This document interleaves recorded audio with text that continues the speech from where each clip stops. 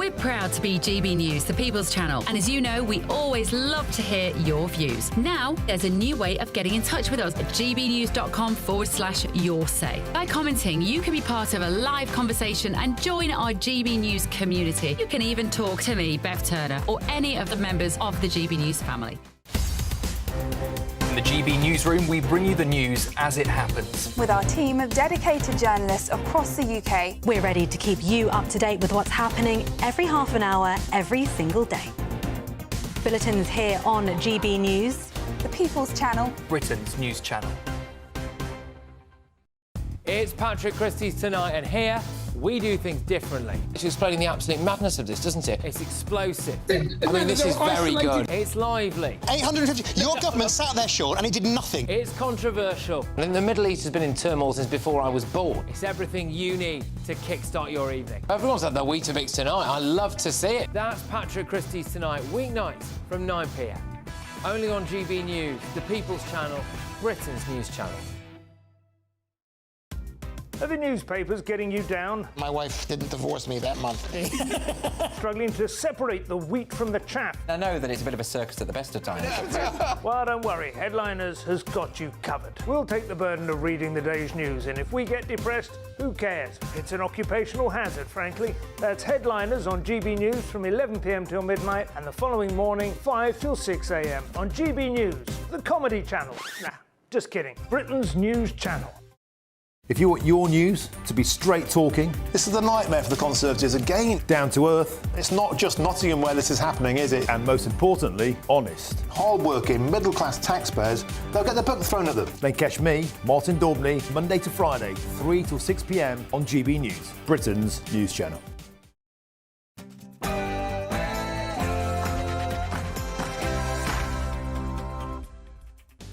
A very, very good afternoon to you. It's 3 p.m. on Friday afternoon, and welcome to the Martin Daubney Show on GB News. We're broadcasting live from the heart of Westminster and all across the UK today, with a special emphasis on Birmingham. Because the big question is, can Nigel Farage be our next Prime Minister? Well, the Reform Party certainly think so.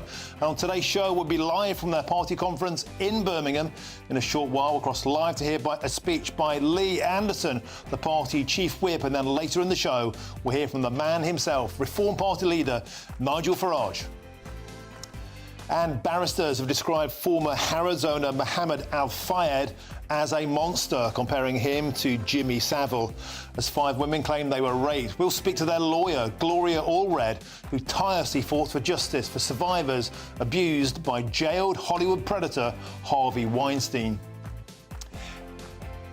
And on the 80th anniversary of the historic Operation Market Garden that forever changed the course of World War II, we'll be live from the historic battlefields of Arnhem, where survivors of that epic battle will be paying a touching tribute to their falling comrades 80 years on. And that's all coming between now and 6 p.m.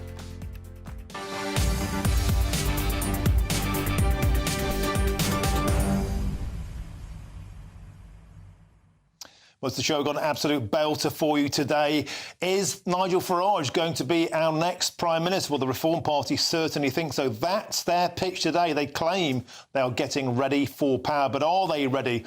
Well, in a short while, we'll be hearing from Lee Anderson. He's the warm-up act to the main man, Nigel Farage, later in the show, making his pitch to the nation, to the membership, to say, I'm ready for power. That's all coming on the show. Get in touch. You think Nigel Farage is ready? Are Reform a party that you would vote for? Or are they simply too divisive? Get in touch. Let me know. Get in there. I'll read your comments out. I'll get a few of them to Nigel and to Lee Anderson, plus Chris Hope, our man on the ground, will be speaking to the party chairman. Also, all bases covered today. Get in touch. gbnews.com/you'll-say. But now it's your headlines. And here's Mark White.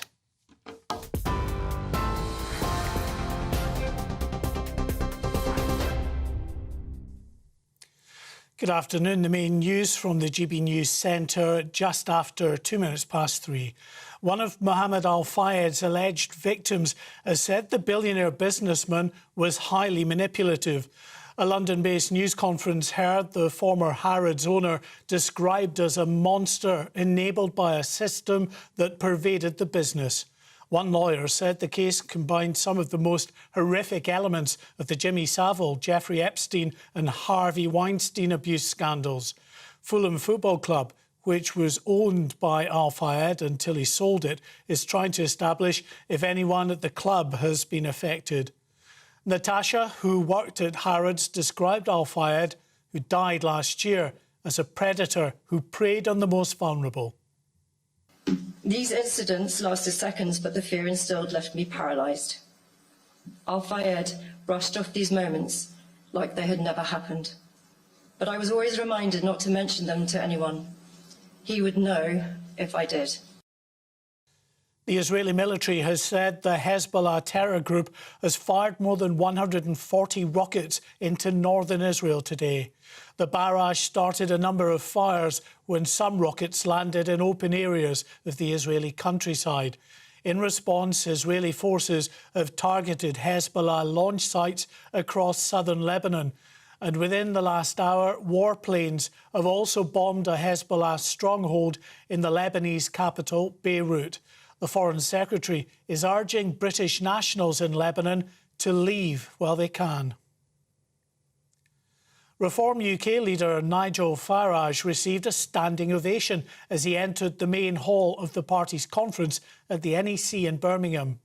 Mr Farage has said the conference marks the coming of age of the party.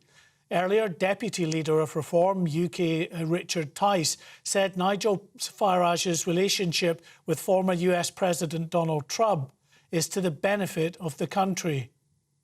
Asked if he thought the party leader was distracted from his constituency duties by his trips to the US, Mr Tice told reporters, far from it.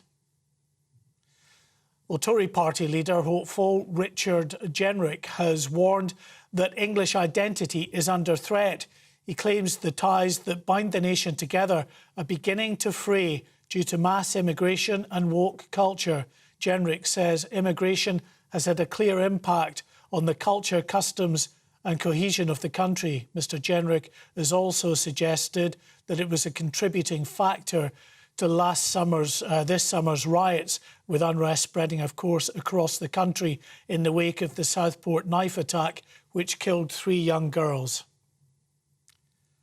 A campaigner whose niece was killed by her ex-partner after calling the police multiple times says domestic violence victims need to be heard the first time they call 999. Noor Norris, whose niece Raneem Uday and sister were both murdered by Miss Uday's ex-partner in 2018. She says those calling the police for help need to be given the opportunity to be saved. The Home Office says some police forces will start embedding domestic abuse specialists in their 999 control rooms early next year as part of Raneem's law to transform the way the police handle cases of violence against women and girls. Victims of domestic abuse need to know that the police will be there for them in an emergency. That didn't happen for Rani Muda when she lost her life, and that's why we're bringing domestic abuse experts into 999 control rooms like this to make sure that the emergency response is right. We saw when Rani Muda called 999 4 times on the night she was killed, no one came. We cannot let that happen again. So we'll begin with the first wave, then we want to roll this out right across the country so that domestic abuse victims can know the police will be there for them when they call. And finally, Anthony Joshua says he's ready to take revenge against Daniel Dubois for coming off worse in a brutal sparring session 8 years ago when the British rivals clashed at Wembley, or when they clash at Wembley, I should say, tomorrow night. Joshua admitted he was hurt by Dubois when they duelled in training at Team GB headquarters in Sheffield in 2016. At the time, Dubois was just 18 years old and still an amateur, but the power he displayed against the Olympic gold medalist that day convinced promoter Frank Warren to sign him up as a pro. I'll try to get to grips with the Dubois name by the next hour. And now it's back to the king of the ring, Martin Daubney. For the very latest GB News direct to your smartphone, sign up to News Alerts by scanning the QR code or go to gbnews.com/alerts.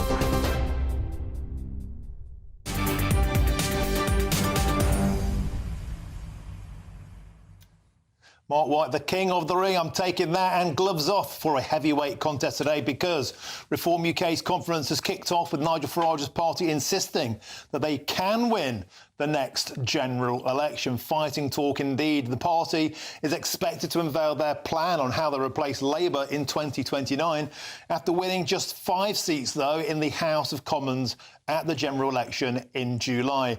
Now, we'll hear from Nigel Farage in around about an hour's time.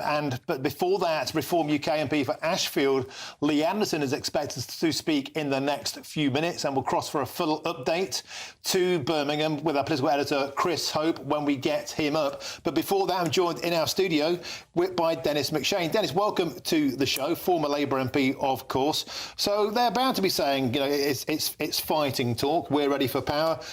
That's what political parties do. But do you think that's possible? They won 5 at the last election, 5 MPs, despite getting over 4 million votes, more votes indeed than the Liberal Democrats, who returned 72 MPs. So they've got a mountain to climb, but they seem up for the fight. What's your take?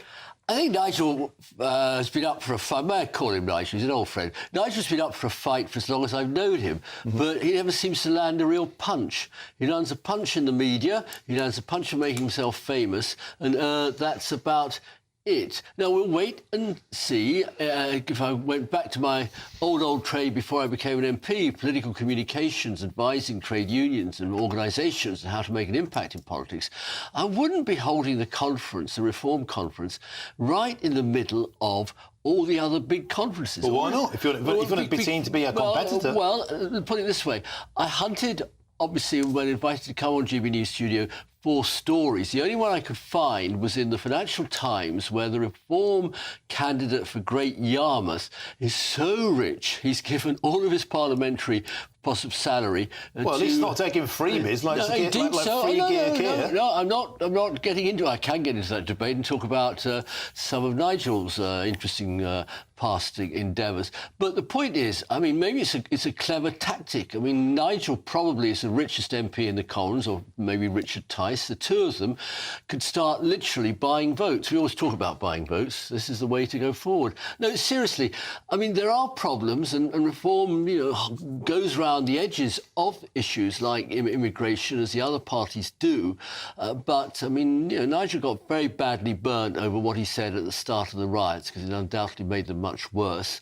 And I think that he should... Well, there's no proof that his words made anything worse. There is actually quite a lot now of investigative evidence that the way he said that we're not being told the truth, that is a traditional pouring petrol on the flames of conspiracy theories. It's just words. There's no proof that anything he said made those. Look, we're getting away from the main event. Let's get back to what he's going to say. Well, I mean, I will look forward to hearing what Lee has to say. I'm sure he'll probably actually, shouldn't forget, you know, he's been in every other party, so now he's in Reform. He will be saying what you could hear in any working men's club in Nottinghamshire, or any miners or steel workers club anywhere in the north, on immigrants, and it's true all over Europe. It's true in America. Trump is playing to that base as well. And yet at the same time, there are our doctors, our dentists, our nurses, our carers, our taxi drivers, our accountants, our new businesses. So we're really a bit schizophrenic, aren't we? Well, no, because the nuclear physicists and the doctors aren't coming over on dinghies from Calais, are they? Let's be brutally honest. You know, the party, as I understand it, isn't anti-immigration. It's about controlling the numbers and the quality. Any sensible party will do that. In fact, the Labour Party's made the very same pledge. And so have I over many boring years. And we could adopt best practice in other countries in Europe, not an EU policy, simply say you need ID cards. You can't get a job unless the union in the workplace agrees to take in new foreign labour. You need inspection of workplaces, so there can't be any exploitation. You need to have return agreements with other countries to try and get them back. Now, as it happens, the Prime Minister, Sir Keir Starmer's just been down in Italy, and there are 283,000 asylum seekers in Italy. In Britain, it's running at about 57,000. Believe it or not, Martin, we're actually down, you know, well below the Championship League in terms of asylum seekers. Dennis, seriously, on all seriousness, the whole point that parties like Reform are doing well, and it's the same across France and across the Netherlands and across Italy and across Germany, is that the mainstream parties are turning a blind eye and saying nothing to see here about uncontrolled immigration and about things like Islamism, serious issues. We've just seen another terror attack in Rotterdam. We've seen terrorist attacks in Britain, in Germany. Germany now closing its borders.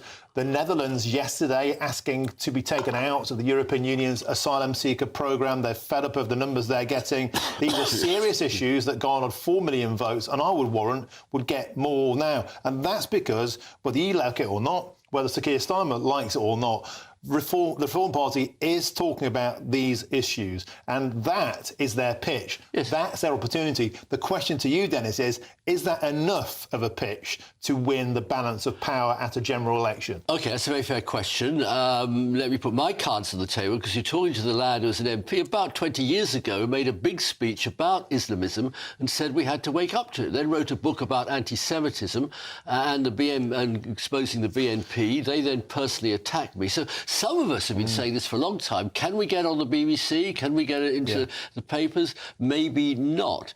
But every party I know anywhere in Europe, I've just come back from Paris, where government's almost breaking down, exploring the politics there. And immigration is, again, they're the number one issue. But the trouble is, any time a party gets into power, and we've got the experience here in Britain because we've had the Tory in power for 14 years, they try to do everything. They try to do Rwanda. They try to send people back. They try to put more police on the beaches of Calais. And it didn't work. And it's easy for anyone to say, I know how to sort out immigration, send in the Royal Navy, kind of ship them all back, give them a one-way ticket to Well, that's what anywhere. Italy's doing. Italy is doing that precise thing and returning to Libya and Tunisia by doing deals with them and an offshore processing centre in Albania. They've actually taken action, and it's precipitated a minus 60% reduction in boats arriving on Italy's southern shores. So they took firm action, and it's worked. Be careful. If you read the Italian press, the European press, as I do, there are now incredibly serious accusations, and I'm using my words very clearly, that the tactics that Mrs Meloni has given the green light to, and don't forget her party was founded by Mussolini's assistants, will be better off in the 1930s. Sir Keir Starmer's cozying up to Meloni on the world stage. They were far-right extremists and Mussolini supporters before Sir Keir Starmer's in power. Now it's have to shake hands and nick her ideas. Winston Churchill said Mussolini was the greatest lawgiver in Rome in 2,000 years. So I'm afraid the Conservative Party's got form when it's being nice to Mussolini. But to go back to the main question, it is a huge question everywhere. It may define, excuse me, the American election as well, Martin. And that is, how do you handle this mass people movement? And I'm terribly sorry, bad throat. Thought I'd taken enough Strepsils today.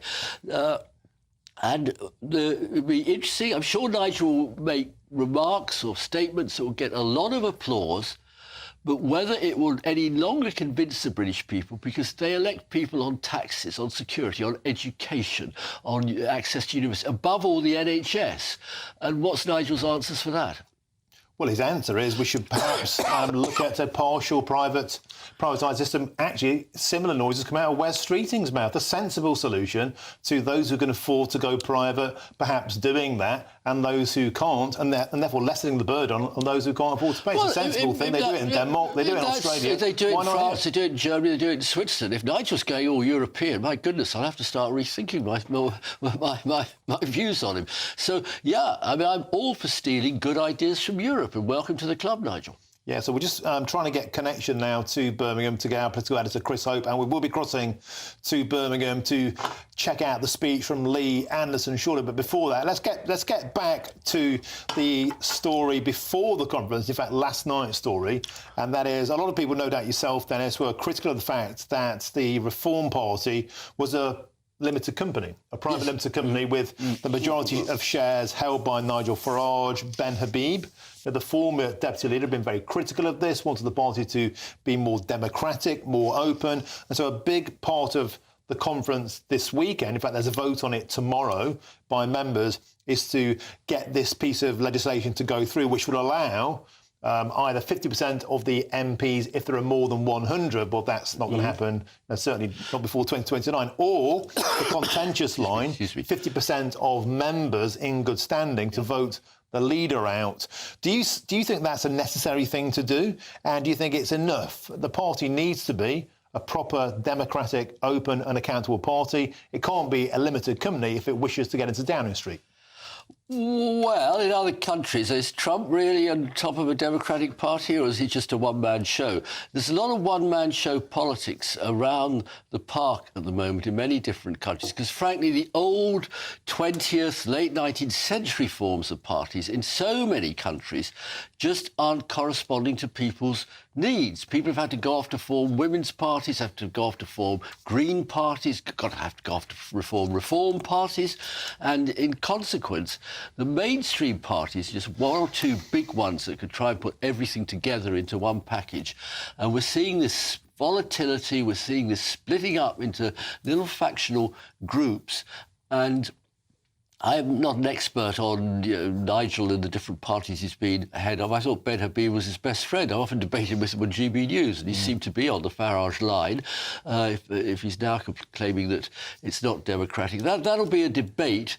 I can't solve that for that. I mean, the Labour Party's got its own problems, as you know, about Sir Keir Starmer being very, very ruthless in weeding out anybody whose views he considers to be inappropriate. Well, he's very ruthless in weeding out Taylor Swift tickets and Premier League tickets worth £9 a pop and 16 grand's worth of suits and 20 grand's worth of free accommodation. So pass. I mean, I've done many things. Pass, it's now. No. What I'm saying is that, alas, I think I did probably get free tickets at Rotherham United in the director's box. Just for a refund. I liked. I was just go down now, and I enjoyed chatting to all the business guys there because you picked up, what was happening in the economy.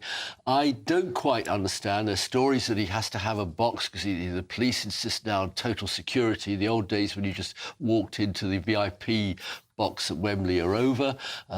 Certainly on clothes, I'm a bit confused, as you can see. So I've just come running off the street. Some of us don't have a clothes budget. Just want to give a quick update to those tuning in. And the previous speaker, I think, is Rupert Lowe.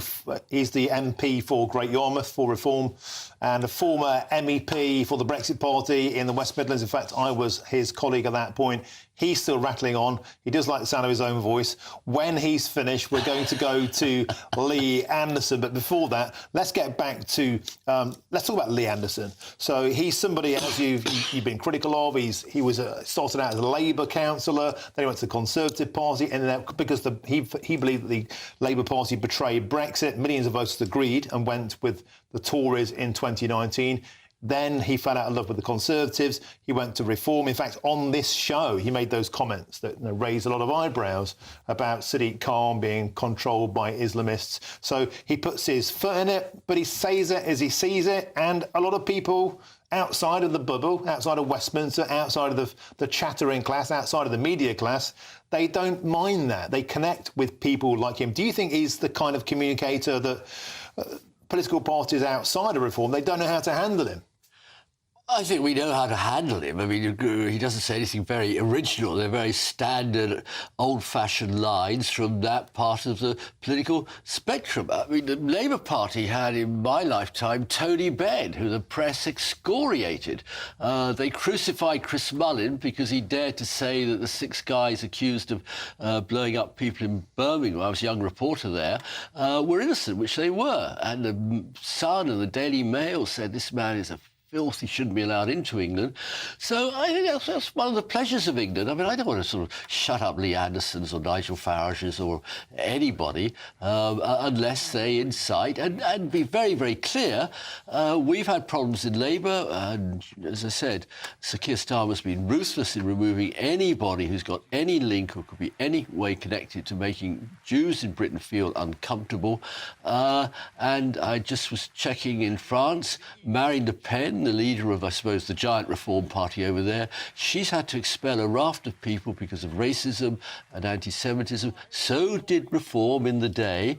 I don't know who's going to do it now. Well, they weeded out a few candidates because I think what happened, as I understand it, was they just had like 600 candidates in a very short period of time to try and process that, and a few bad apples got through and they were dealt with. Ah, the bad apples, yes. Well, that happens as well in the Labour Party. The Labour Party was investigated for anti-Semitism and racism under Corbyn's watch. They were vying to be in power.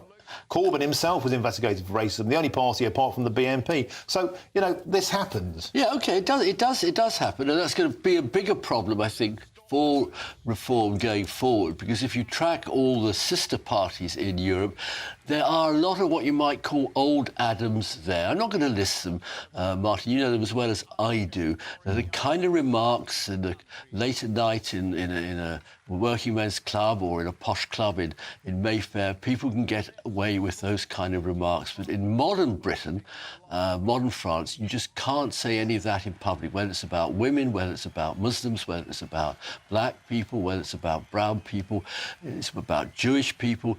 You just can't say it. So, I wish Reform luck. I mean, as I said, if Nigel's coming up with sensible European ideas on reforming the health service, let's hear them. He's very keen on proportional representation, so maybe he should form an alliance with the Liberal Democrats. So, Dennis, we've got Rupert Lowe on there. He's going on. Why don't we tune in to see what Rupert Lowe has to say? He doesn't want to leave the stage, so let's hear what he's got to say, shall we? End the war on motorists and allow free enterprise to flourish. Let's reverse devolution and restore our Act of Union.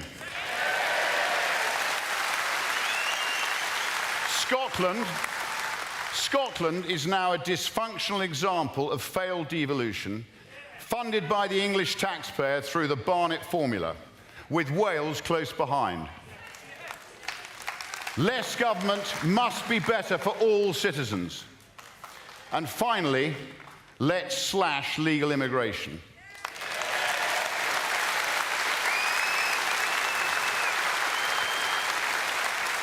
To put it simply, we are full.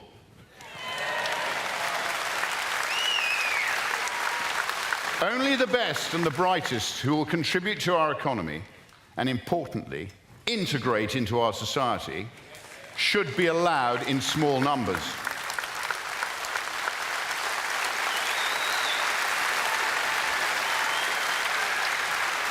Uncontrolled mass immigration is the root cause of so many of our issues, yet the political establishment refuses to acknowledge it. Either they're incompetent or they're lying.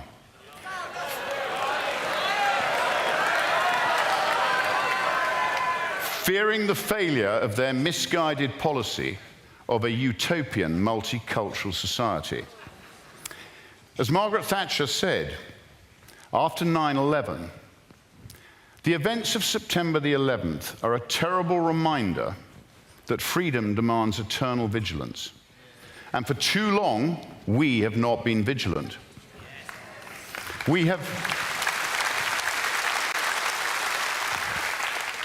harboured those who hate us, tolerated those who threatened us, and indulged those who weakened us.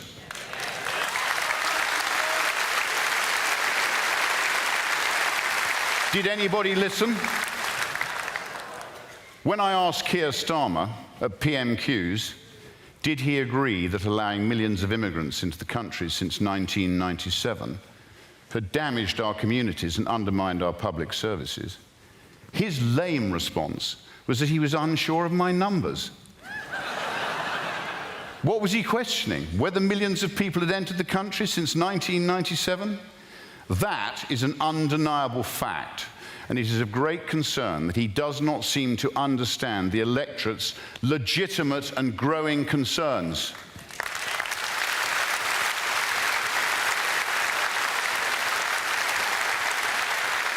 Sadly, his instincts as a human rights lawyer, from which he has earned his living, is embedded in his DNA. The current formula simply isn't working, and change is now essential. Challenging the over-complex legal system is hard for a law-abiding nation, but the silent majority now needs the courage to call out the dysfunctional state of Britain before it's too late. As Tacitus said, the more corrupt the state, the more numerous the laws.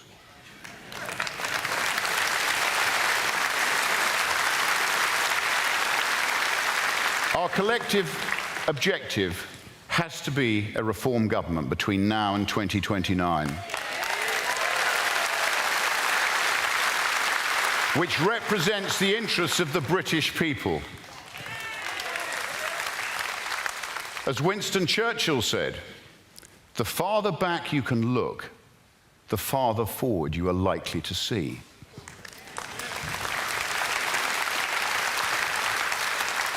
In looking back, I came across the view of Socrates on democracy and its vulnerability. He said, democracy must fall because it will try to tailor to everyone. The poor will want the wealth of the rich, and democracy will give it to them. Young people will want to be respected as elderly, and democracy will give it to them.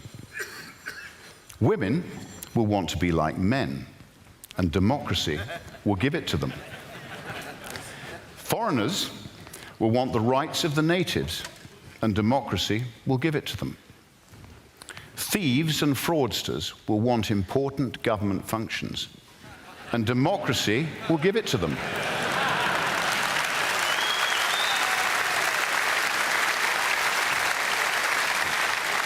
And at that time, when thieves and fraudsters finally democratically take authority, because criminals and evildoers want power, there will be worse dictatorship than in the time of any monarchy or oligarchy.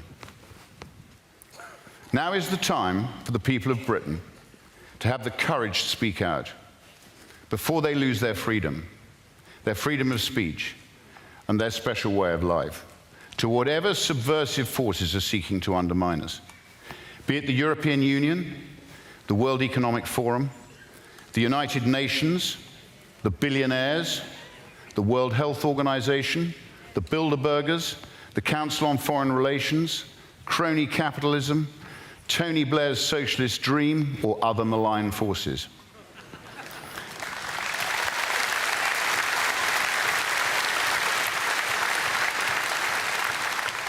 Reform represents the people, fairness, common sense, and an accountable government in Westminster for the British people.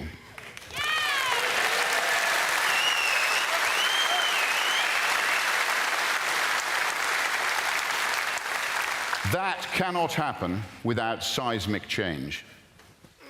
Please remember that the only thing for the triumph of evil is good for good men to do nothing. We must now collectively, but legally, bring the fight to them. Thank you.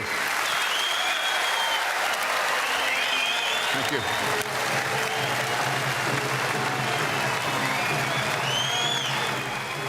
And that was Rupert Lowe there giving a characteristically colourful speech at the Reform Party conference in Birmingham. Of course, he's the MP for Great Yarmouth, former MEP for the West Midlands for the Brexit Party. He was one of the 29 who went to Brussels to make the Conservatives get Brexit done. We're expecting Lee Anderson to be up next. We're about 15 minutes behind schedule. Trust me, I've spoken behind Rupert Lowe. It's quite characteristic, Dennis McShane, for him to, how should we put it, go on a bit. But he did say some lines that are worth going back over.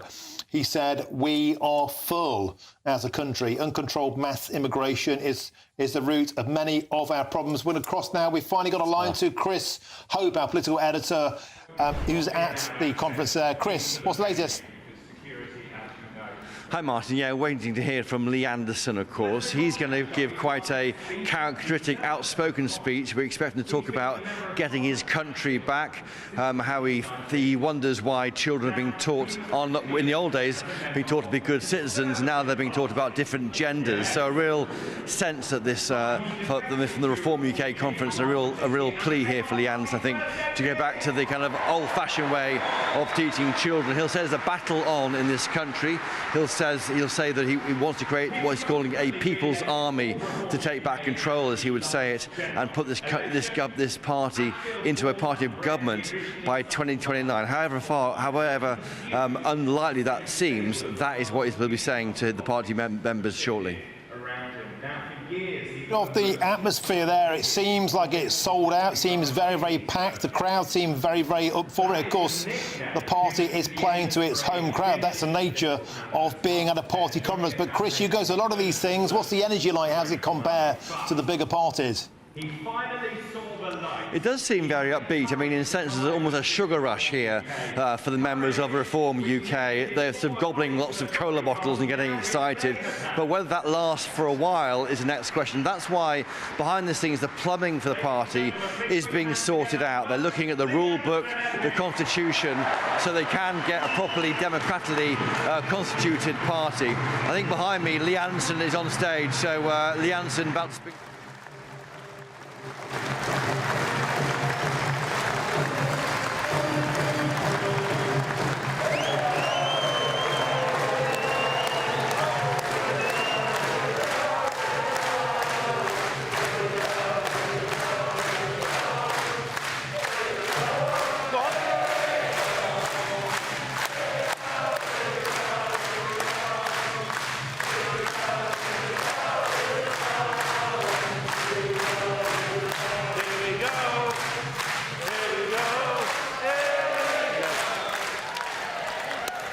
Wow, that were brilliant, that were. Welcome, conference. It is indeed a pleasure to stand here before the People's Army. And I want to thank each and every one of you for making the sacrifice to come in here for the weekend. I know times are tough. I know money's in short supply. I know many of you have had to have a day off work, hotels, travel, childcare. So from the bottom of my heart, thank you for coming today.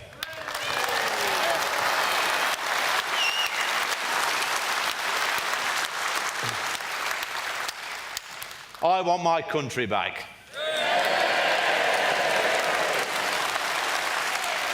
The question is, do you want your country back? Amen for that. You know, I remember a time when our children went to school and they were taught how to read and write and become good citizens. They were not taught they could be a different gender. They did not have to sit down and listen to a 6'5" drag queen read stories to them. This has been happening under our watch in this country. It's an absolute disgrace. I want this nonsense to stop. Yeah. Let children be children. Let them grow and develop and learn and make their own mistakes. They'll figure it out when they get to 18.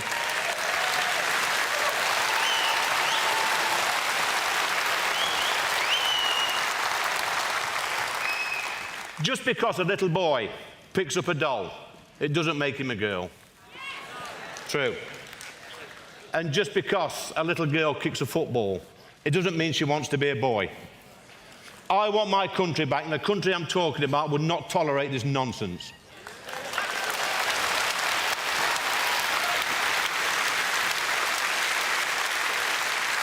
Over the past few years, nearly 150,000 illegal migrants have crossed the English Channel, and they've been picked up by British boats and then placed in four-star hotels, given free legal advice, and then allowed to settle in our country. It's a disgrace.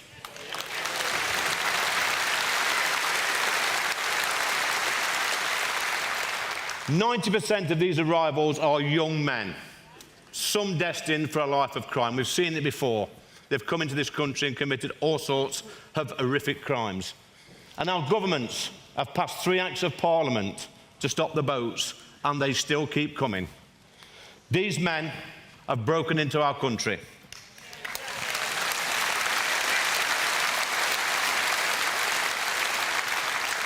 And guess what, conference? I do not want them here. Come on.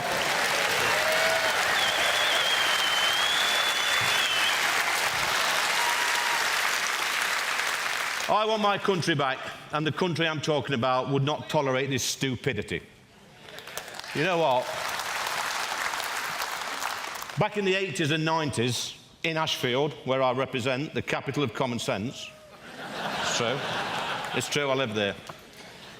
If you applied for a council house back in the 80s and 90s, the council would give you 3 sets of keys and say, go and look at 3 houses and pick the one you want. Nowadays, 7,000 people on the council house waiting list in Ashfield. You've got literally no chance at all of ever getting a council house. And yet, Parliament thinks it's a good idea to let over 1 million people a year enter our country. That's hundreds of thousands of extra people putting extra pressure on our public services, whilst decent, hard-working Brits can't get a dental appointment, a GP appointment, a school place for their kids.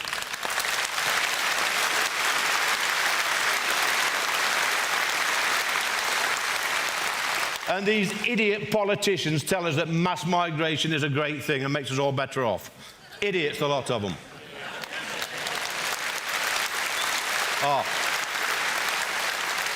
I want my country back, and the country I'm talking about would not tolerate this stupidity. Now then, this gets better. Believe me.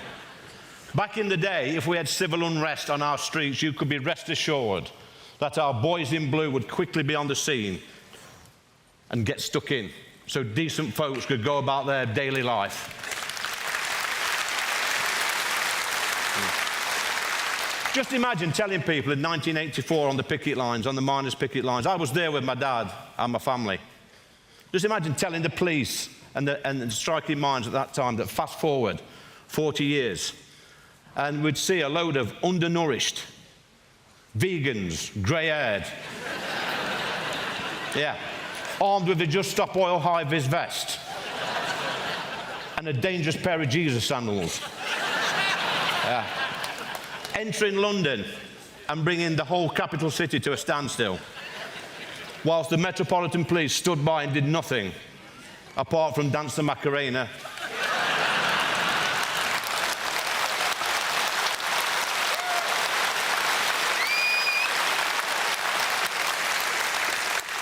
And admire the latest rainbow on their police car. It's true. I want my country back, and the country I'm talking about would not tolerate this stupidity. No, it's true. What about net zero? What a load of rubbish that is. Yeah. Let me tell you, these lunatics that keep banging on about net zero, let me tell you about Drax Power Station in Yorkshire, North Yorkshire. This is a power station that used to burn coal from a nearby coal mine. Now, what does it burn now? It burns wood. Genius. This wood, by the way, comes from America. We are literally chopping down forests and trees and putting them on diesel-guzzling cargo ships, sailing them across the Atlantic, setting fire to them in Drax Power Station. And that's classed as renewable energy. Not only that we subsidise this power station by £1 million a day. It's cost us £11 billion so far, whilst we've got shale gas, oil under our feet. It's nonsense.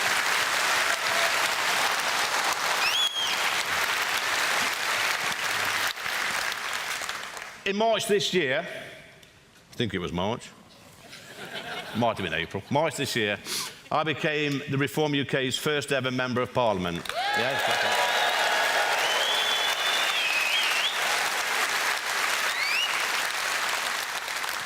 You will also know that this was just after a few supposedly controversial comments I made about Mayor Khan.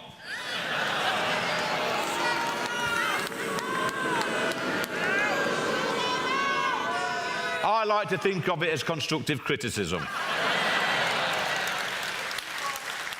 In my opinion, he has given our capital city away and he should be thoroughly ashamed of himself.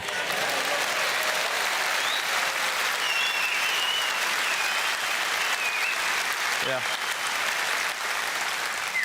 I was told at the time that I must apologise to Labour's mayor in London. Yeah. Oh, let me tell you now, conference, I will never apologise to that man.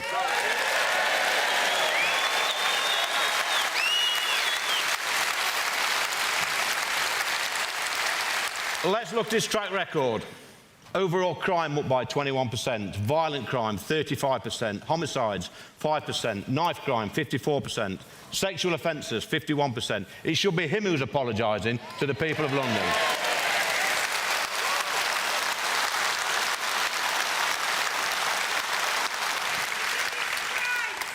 A disgrace, you're right.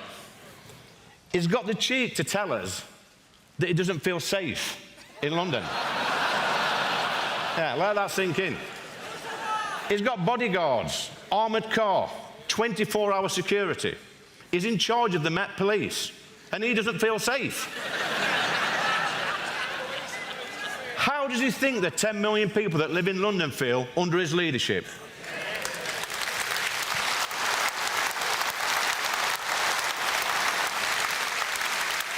This man needs booting out of office for the sake of London.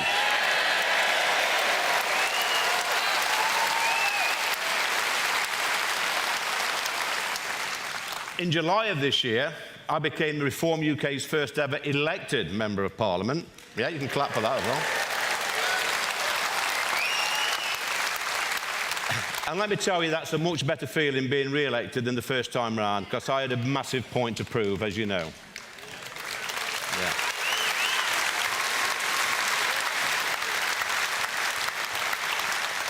But, conference, the greatest achievement during my political career was in 2022, I was voted the worst man in Britain by the Daily Mirror.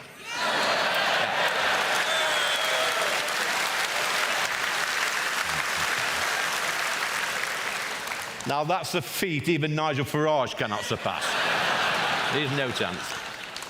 But I'm telling you what, it was a close run race that year, because in second place, hot on my heels, was Prince Andrew.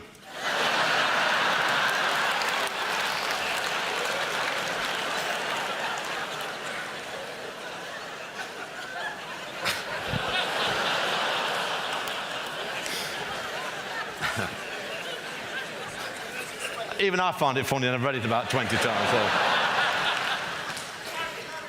Yeah, the Daily Mirror criticised me for my stance on the England side taking the knee. Nobody should be taking the knee to Black Lives Matter.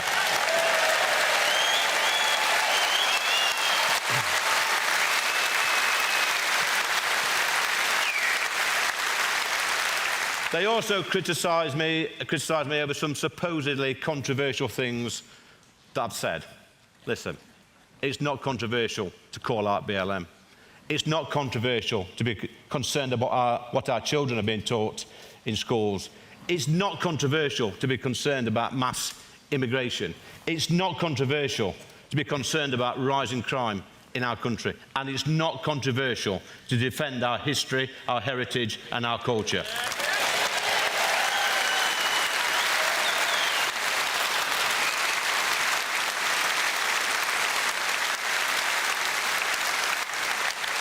Let me tell you this, friends, our great country is a gift to the world. Look, it really is. Look at the gifts we've given to the world: the Industrial Revolution, steam engines, mining, mills, shipbuilding. Did you know that the UK has invented 51% of all the inventions in the world over the past 1,000 years? Incredible.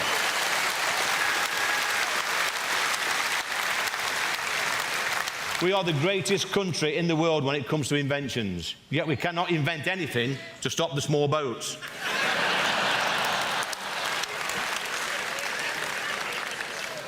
Look at the sports that we've given to the world: football, cricket, rugby, golf, tennis, hockey, badminton, squash, table tennis, boxing, snooker. The list goes on and on. Look at culture: D.H. Lawrence, Wordsworth, Keats, Byron, Shakespeare, Dickens, Tolkien, Orwell, Jane Austen, Ian Fleming, C.S. Lewis, George Eliot, and the greatest cultural hero of our time, Jim Davidson. Where is he? Where are you, Jim? Where is he?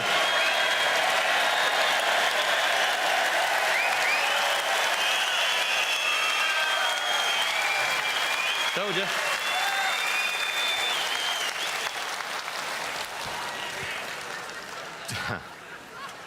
He didn't know about that. Just look how great we are as a nation. Yet Parliament seems determined to give all that away and apologise for our past. Now, my message is simple. We are a great country. And if you do not like our history, our heritage, our culture, then clear off.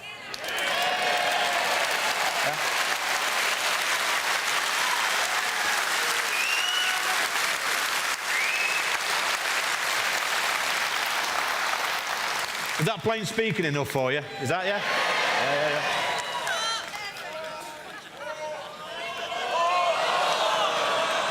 Yeah. Okay, a bit more. Let's be honest, friends. We have made mistakes in the past. And when we make mistakes, we must apologise. And we've been responsible for some awful things. Things like the BBC.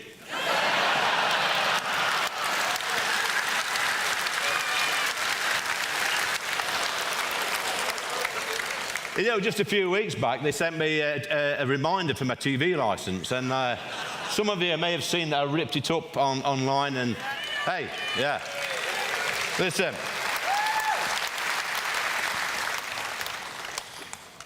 Guess what? They've sent me another. Now, what do you think we should do with this?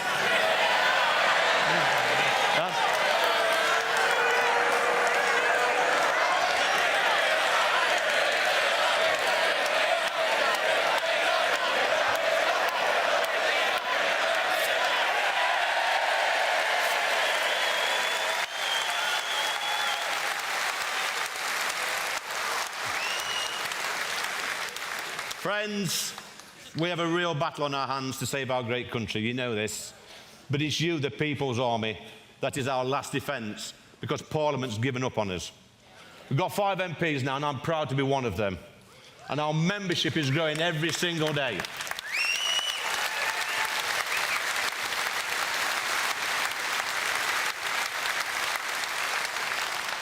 Next year, we're going to win hundreds of seats, council seats across the country. That's a fact.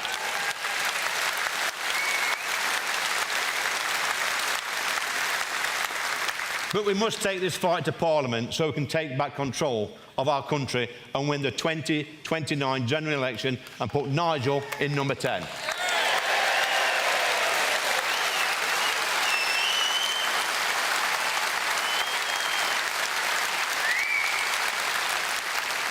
Friends, we can do this, but we can only do it if we stand strong. The establishment absolutely hate us.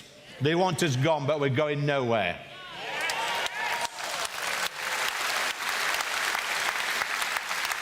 They will not allow us on the select committees, as they do not like scrutiny. And they do not want us on GB News either. They are trying to cancel us. But we have 4.1 million people in the People's Army, and it's growing every single day.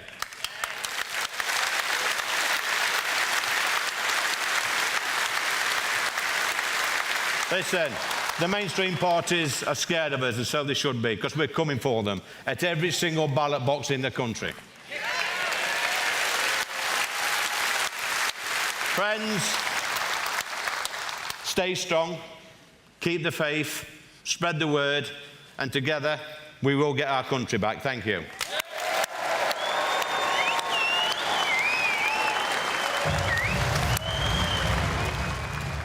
And that was Lee Anderson there giving what can only be described as a very off-the-cuff, very colourful and one-of-a-kind speech at the Reform Party conference in Birmingham.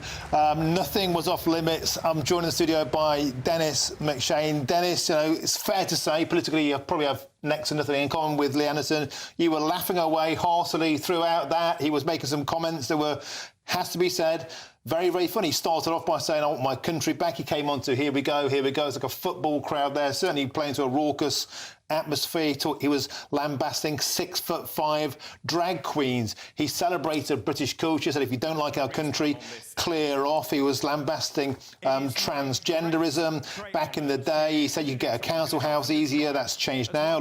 Net zero. What a load of rubbish that is. A load of lunatics they are. Sadiq Khan, he mentioned he got a big boo, the pantomime villain. Said, I'll never apologise to that man. It was a one-of-a-kind speech that you wouldn't get from any other politician. What do you make of it? Oh, I heard lots of speeches like that when the Labour Party and the trade union movement were full of Lee Andersons, of working class people, but people who believe in social justice and in combating racism. And they are marvellous. We've lost them all. All the politicians now are university graduates of one sort or another. I mean, have you ever stayed awake during a Robert Jenrick speech or a James Cleverly speech? I don't want to talk about my dear colleagues in Labour. So it was great. It wasn't quite that spontaneous. I know when a speech has been written and has been read off autocue. The timing was good, and Lee has got great comic timing, so more of it. I actually, if I was Nigel Farage, I would not have put him on first, because Nigel, you know, he can do a joke or two, but compared to Lee, he doesn't really set the audiences on fire. So let's see what Nigel's going to do to follow up. You did blanch a bit when he was talking about net zero, so what a load of rubbish that is. It's a load of lunatics. And we've got a little bit of Richard Tice, who's just appeared on the stage. We're going to have a quick listen to Mr Tice, Deputy Leader of the Reform Party. Here we go. And firstly, I just want to reiterate the thanks to all of you being here. It's incredible. The time, the money, the commitment that you give. And we've achieved, and we are achieving, something absolutely extraordinary. In my own constituency that no one forecast could be won, I overturned the biggest ever Conservative majority of 25,500 people.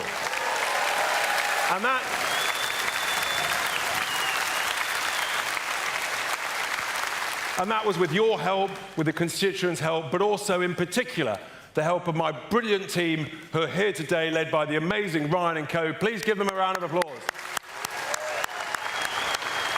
Now, it's quite a moment. It's quite a moment arriving in the House of Commons, being led by, some might call him our chief whip, but the truth is the great Lee Anderson, wasn't he good earlier? My word, wow. Our Lee, he's a brilliant tour guide, absolutely brilliant. The House of Parliament, big place.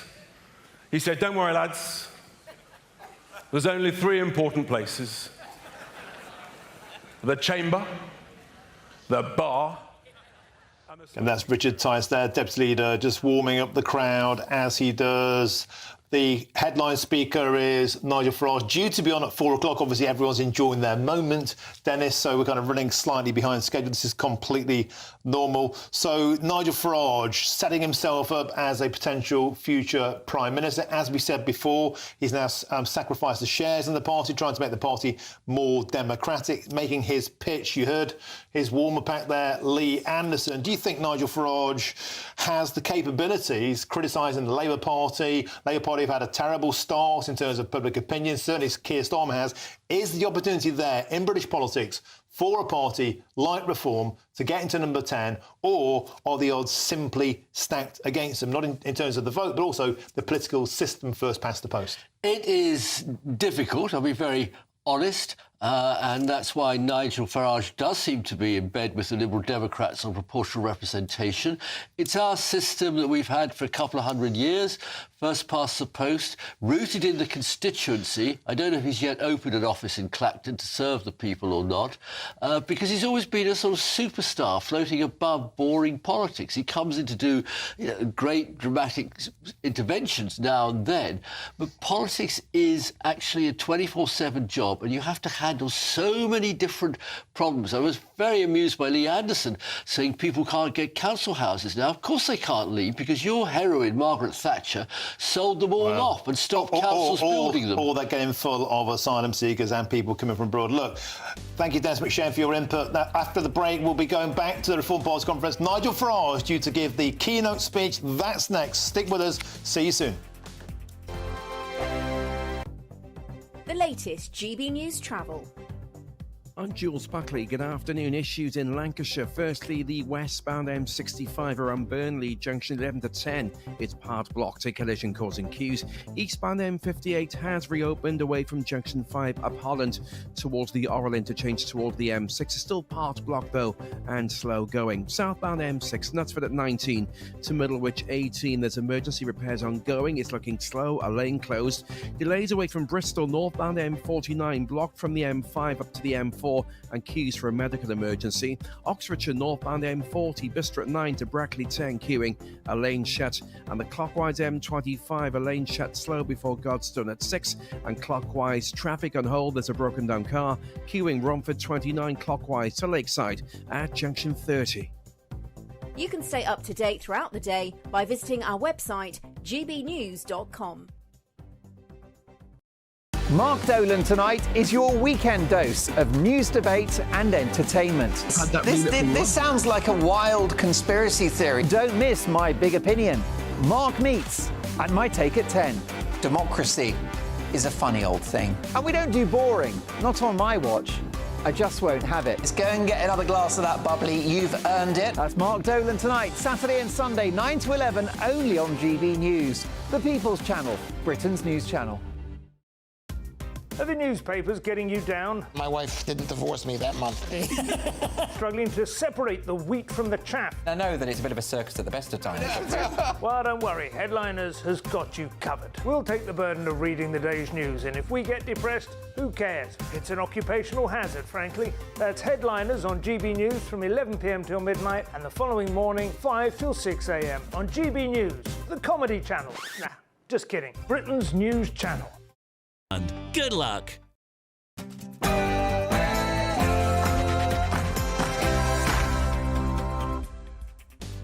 A very good afternoon to you. It's 4 p.m. on Friday. Welcome to the Martin Daubney Show on GB News. We're broadcasting live from the heart of Westminster and all across the UK. Now, the big question today is this. Can Nigel Farage be our next Prime Minister? Well, the Reform Party certainly think so.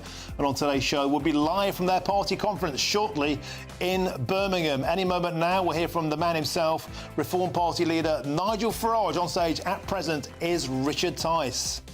Next up, barristers have described former Harrods owner Mohammed Al-Fayed a monster, comparing him to Jimmy Savile.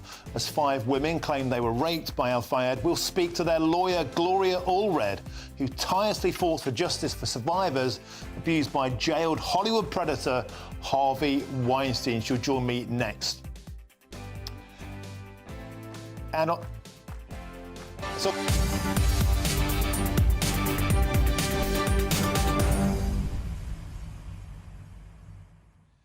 Onto the show. So today is all about the Reform Party conference happening live as we speak now in Birmingham. Richard Tice, the Deputy Leader, is on the stage, expected soon. After that is Nigel Farage, the Reform Party leader, making his pitch, as the party faithful say, to be the next Prime Minister of the United Kingdom. Is that feat possible? There's a mountain to climb for sure. 5 MPs from 4 million votes, as opposed to 72 MPs for less votes than that by the Liberal Democrats. The party needs to get organised, needs to get democratic, but it has a full house there. We've been live throughout the show so far.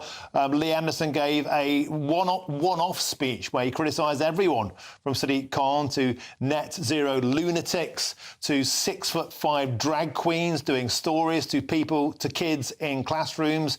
They broke the mould before they got Lee Anderson on stage, that's for sure. He got a bit of a standing ovation when he came on. Here we go, like a football crowd. It's a very, very lively atmosphere, and we'll cross back there soon. Get in touch, usual way, gbnews.com/your say. Now, as your headlines, here's Mark White.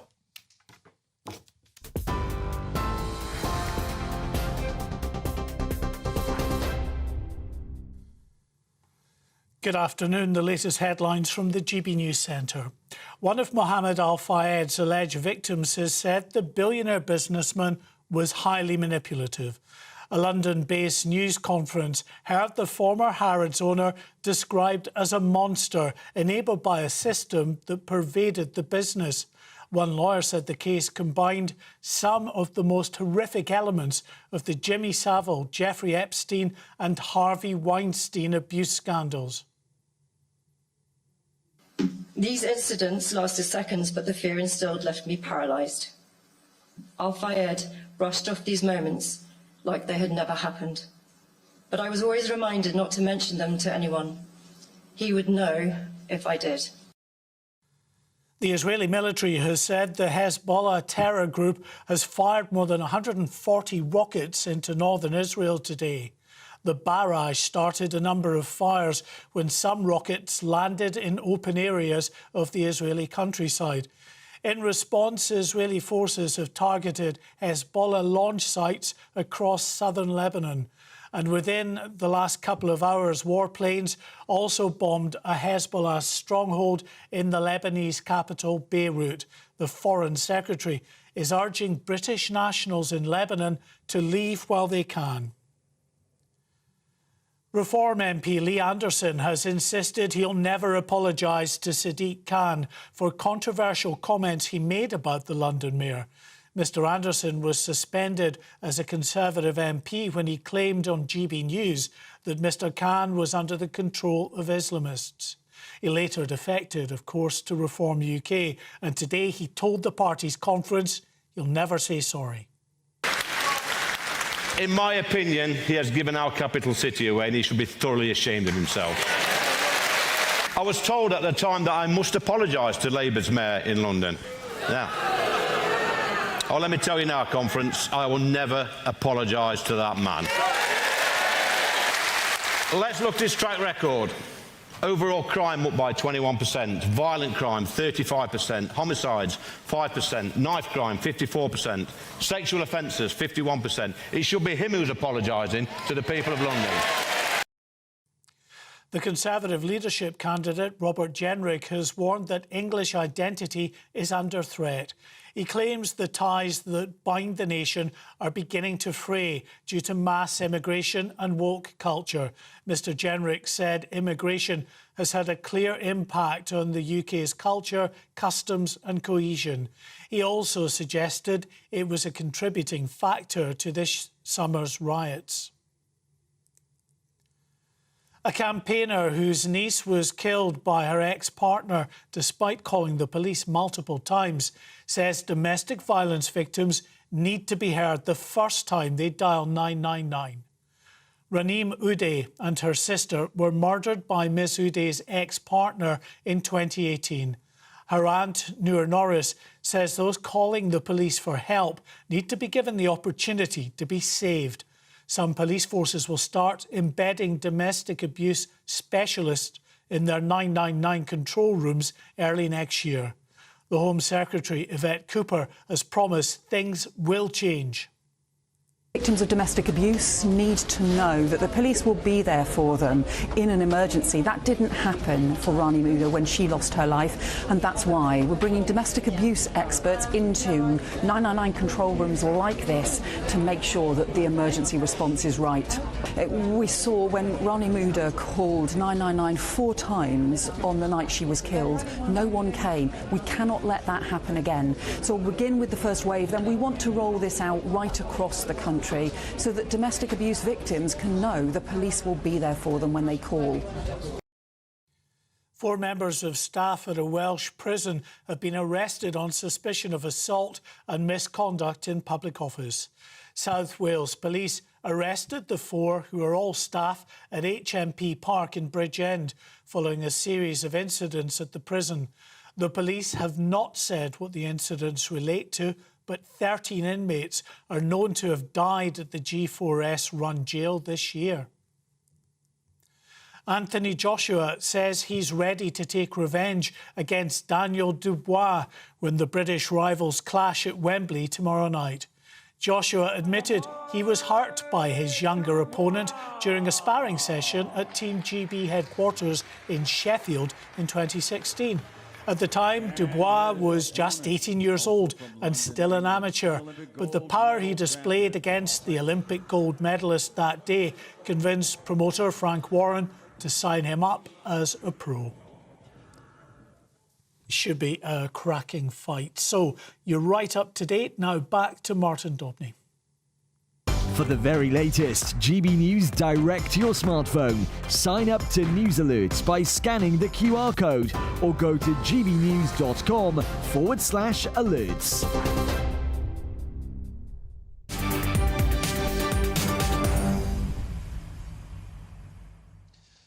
Thank you, Mark. Now, all eyes on Birmingham for Reform UK's conference, which has kicked off with the party insistent they can win the next general election. Nigel Farage is set to address the party's annual meeting after Lee Anderson earlier on, the Ashfield MP, declared that he wanted his country back and said that the British Parliament had abandoned the people of this country. Let's cross now live to the auditorium itself. I speak with GB News' political editor, Chris Hope. So, Chris, we heard a barnstorming speech from Lee Anderson, the sort of speech that nobody could have written. It was very, very colourful, very, very fruity. Behind you is Richard Tice is on.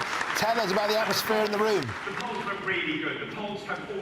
Yeah, it feels like a revivalist rally, I think, Martin, and great to be on with you again on GB News. It feels like the place is packed. I reckon there's 3,000 or 4,000 supporters here, ordinary people taking time out of their daily lives to support Reform UK as it pushes towards what he thinks can be an attempt to win power, unbelievably, really, given the number of MPs they have at the general election. We've just heard from Richard Tice, the party's deputy leader. He took aim at Miliband and criticised him over the absence of the net zero attempts to hit net zero and not try and pull out oil and gas from under the UK and use that to keep us warm. We also heard from Lee Anderson, of course. He's the party's chief whip. He ripped up his BBC licence on stage. That was a moment. He also took aim at Sadiq Khan. He was criticised and forced out the Tory party when he called him, said he was controlled by Islamists. And here's what he had to say. In my opinion, he has given our capital city away and he should be thoroughly ashamed of himself. I was told at the time that I must apologise to Labour's mayor in London. Now, let me tell you now, conference, I will never apologise to that man. Let's look at his track record. Overall crime up by 21%, violent crime 35%, homicides 5%, knife crime 54%, sexual offences 51%. It should be him who's apologising to the people of London. They have a defiant Lee Anderson there saying he would not apologise to Sadiq Khan for those remarks which forced him out of the Tory party's MP earlier this year. Earlier he criticised the police for dancing the Macarena. He talked about vegans and dangerous Jesus sandals. It was a tour de force from Lee Anderson, I think, which went down very well here in the hall. I mean, questions for Lee Anderson. He talked about, if you don't like our culture, he said, get out. But the problem, you might argue, is what is the culture he's talking about, because we are a country of many different cultures. So remarks there that went down well in the hall, but how they would transfer into anywhere near a policy for this party as it tries to approach power is a different question altogether. There was one comment he made about, in the last 1,000 years, more than 50% of the inventions in the entire world have been made by Brits, but we can't invent anything to stop the boats, he said. And then he said, idiot politicians. He kept referring to politicians as idiots or lunatics. You know, very combative language. Idiot politicians, the lot of them who tell us that mass immigration makes us better. He was very critical of trans theory in schools, ridiculing 6'5" drag queens reading stories to kids. He was ridiculing importing wood from America to burn in British power stations when we can't dig our own coal. And certainly within that arena, playing to a home crowd, it went down very, very well. The big question is, Will people criticise him from the outside world for what he said? He's very critical of the BBC, very critical of net zero, a no-holds-barred speech. Does he care about that? And do the crowd there care? Do Reform voters care about their people getting criticised? I don't think so.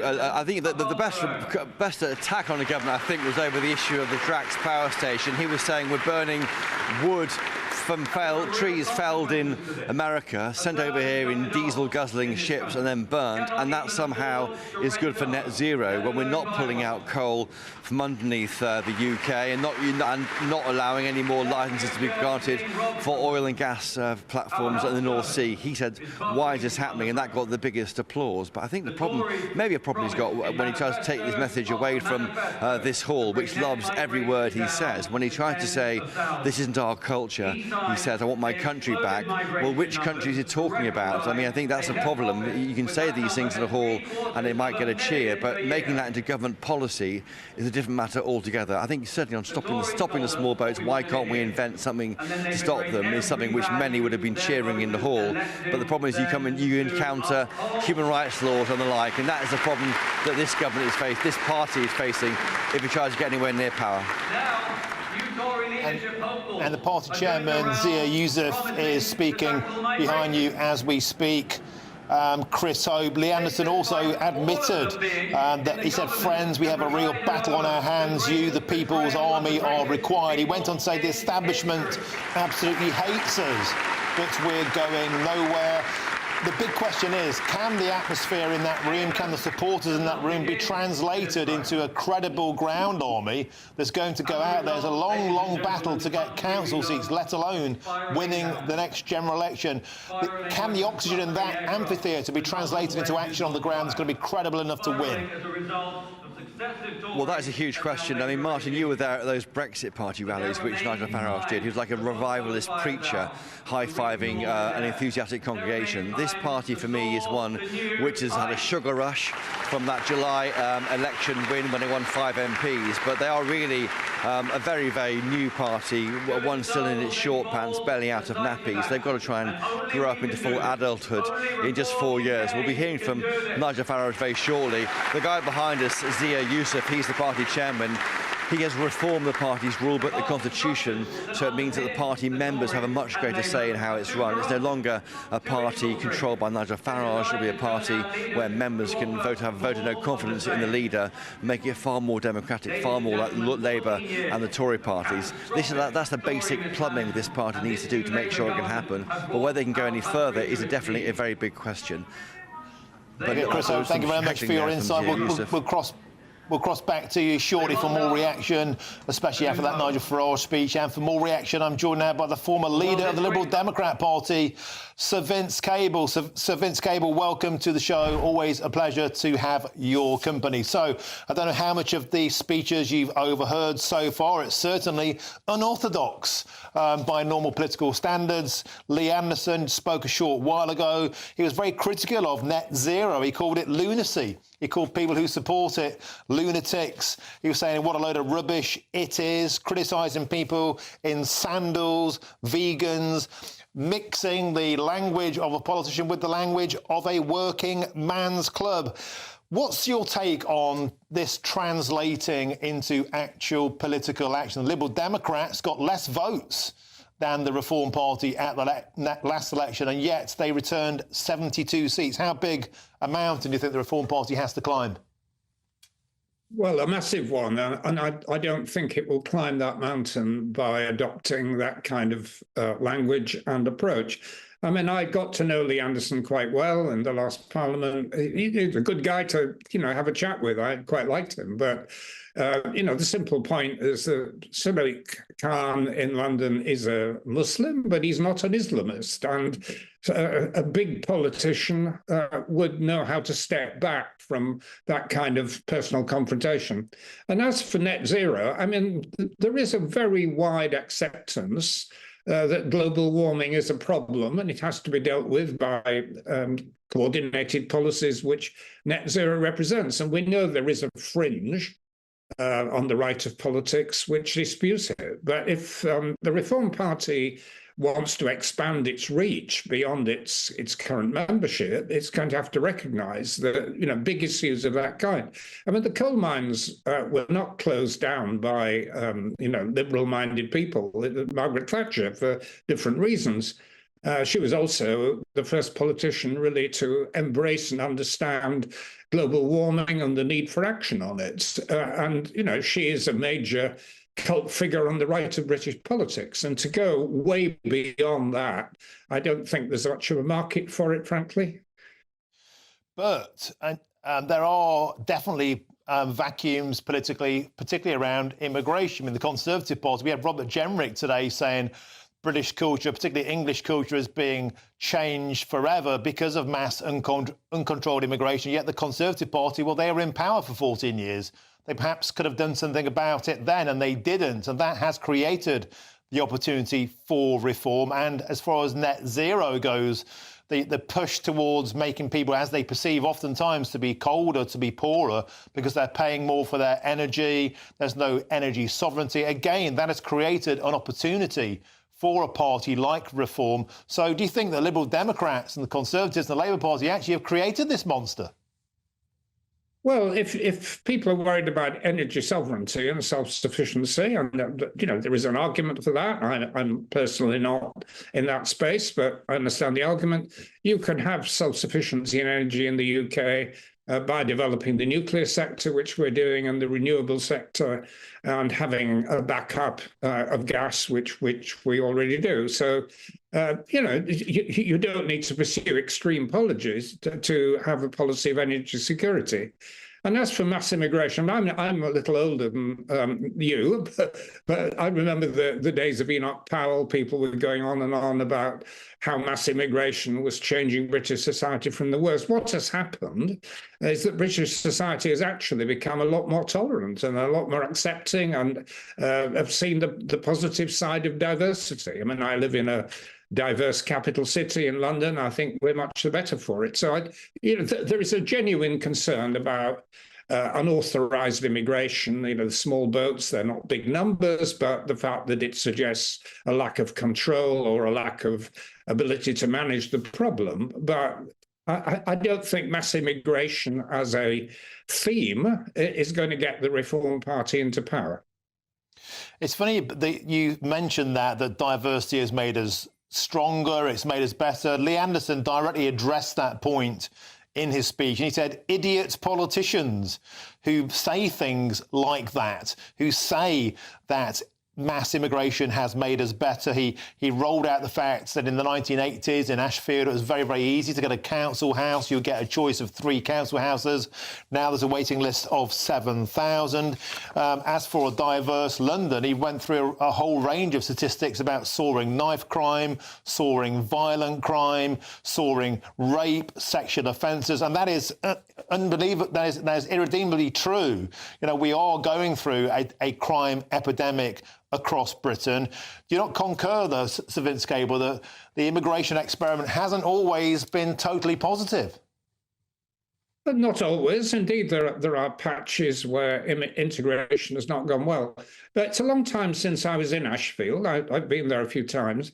And I do actually agree. We need lots more council houses. But unless Ashfield has changed radically in the last few months, nobody could ascribe its problems to mass immigration. It's a totally different set of issues.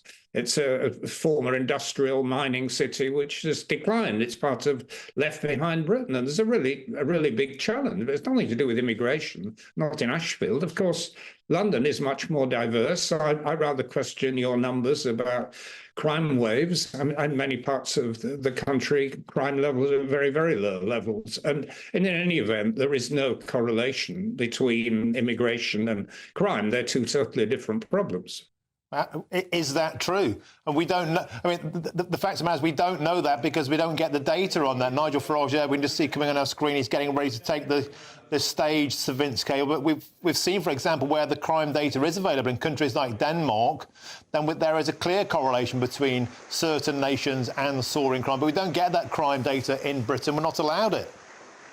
Well, there are two sets of crime data, as you know. There is household surveys and the police figures, and they don't always produce the same answers, which is why people misinterpret them. There's plenty of data.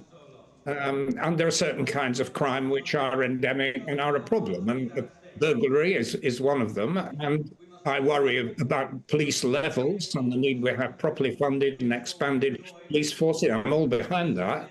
But whipping up a scare around crime doesn't reflect the reality on the ground. OK, Vince Gay, we've got Nigel Farage there. Live pictures from Birmingham at the Reform Conference. He's waiting to take to the stage. But one line I'd like to put to you quickly before Nigel does take the stage from Lee Anderson. He said the establishment absolutely hates us, hates the Reform Party. Is that true? Well, absolutely not. I enjoy debating with Nigel Farage and Lee Anderson. I've been up for that for the last few years. I happily come on to GB News as individuals. I find them likeable and good company. There's certainly no hatred, but, you know, we have different views.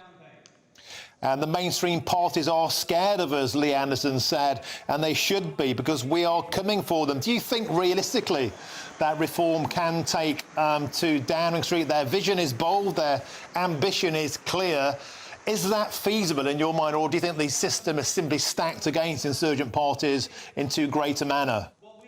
Well, I think Downing Street is way beyond them, but I don't doubt that they're going to make considerable inroads into Labour areas. I mean, the Labour government hasn't got off to a great start. They've made unforced errors like the winter fuel allowance. They're going to lose support.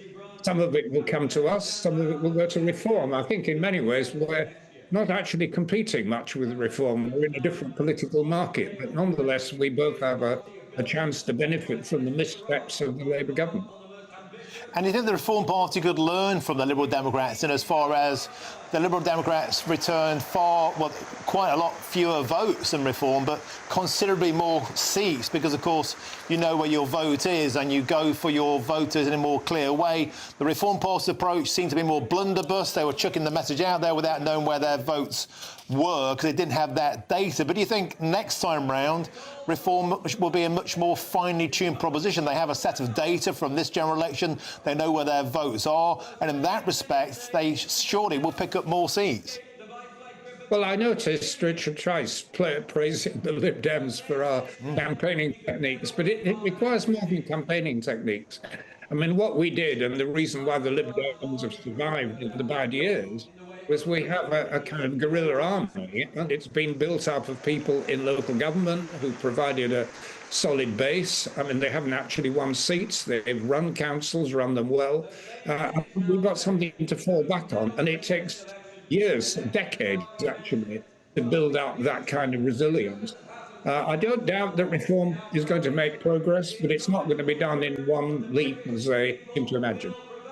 And so, Vince, can I ask you quickly about the honeymoon period or lack of that Sir Keir Starmer has had, the free gear Keir scandal, the Sue Gray scandal, the suits, the specs, the freebies? Do you think all of that is creating an opportunity for Reform? Because there's a feeling that we are promised change. In actual fact, we seem to have got another set of spivs.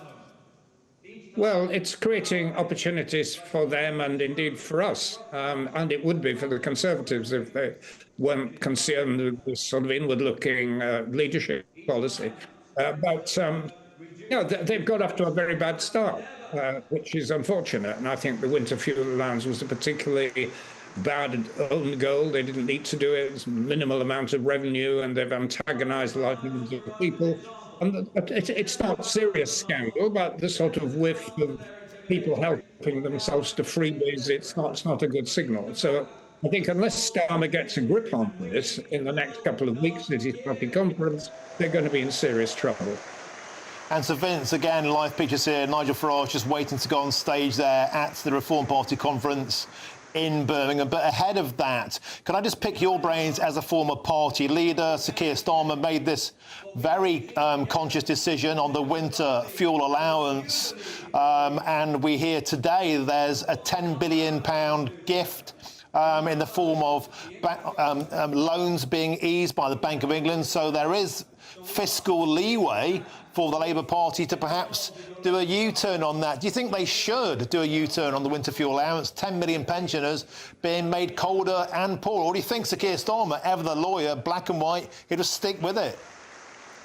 Of course they should do a U-turn. I mean, the sensible thing to have done, and they could have done this in the budget, would have just simply brought the winter fuel allowance within the tax system and went state pension.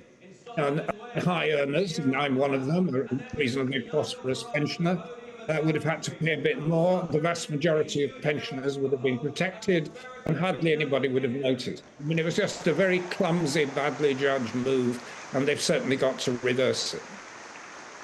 And so, Vince, as I still have you, and Nigel is about to go on, I need to ask you about Brexit.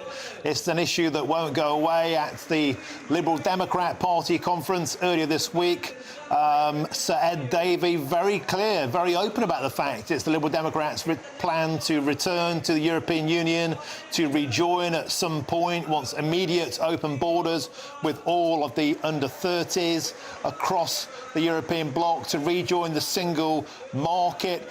This is in direct contravention of what the Brexit referendum taught us. The Liberal Democrats never listen to the democratic vote of the masses.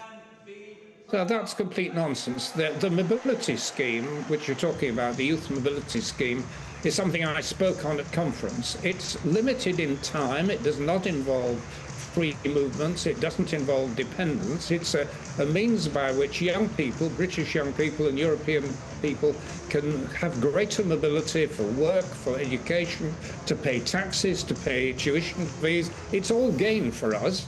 It's not freedom of movement in the sense that was originally enshrined in the single market.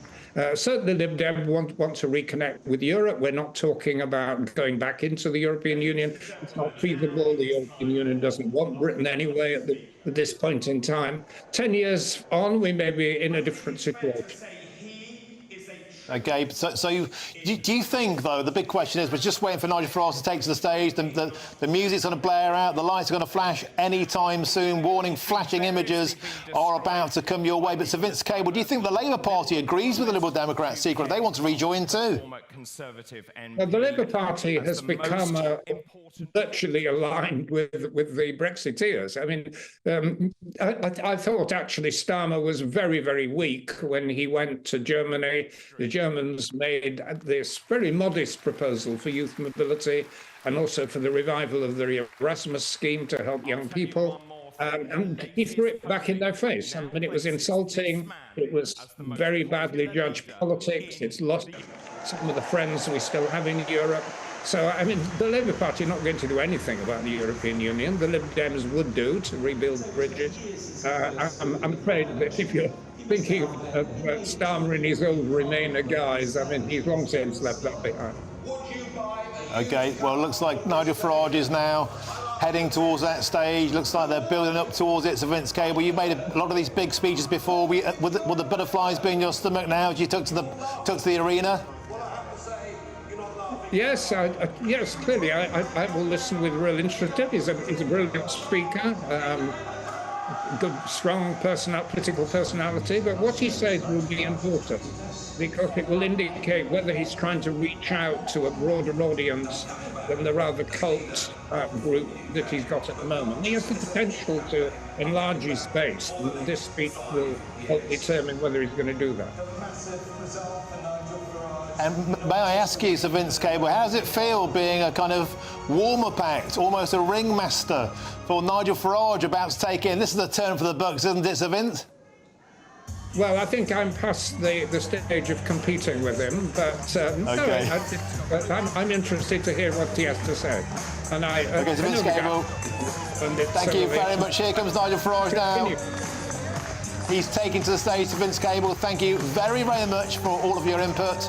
Let's go now straight live to the arena in Birmingham. There's Nigel Farage getting a standing ovation, as you'd expect. That's his home crowd being walked up to the stage. The music is pumping out.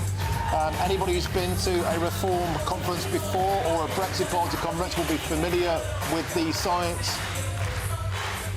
Clapping, cheering, bit of a hero's welcome. Then again, it is a home venue for him. This is very much a home audience. This is preaching to the converted. We were told by Chris around about 4,000 people in this arena. It's sold out. As you can see, let's just soak up some of the noise.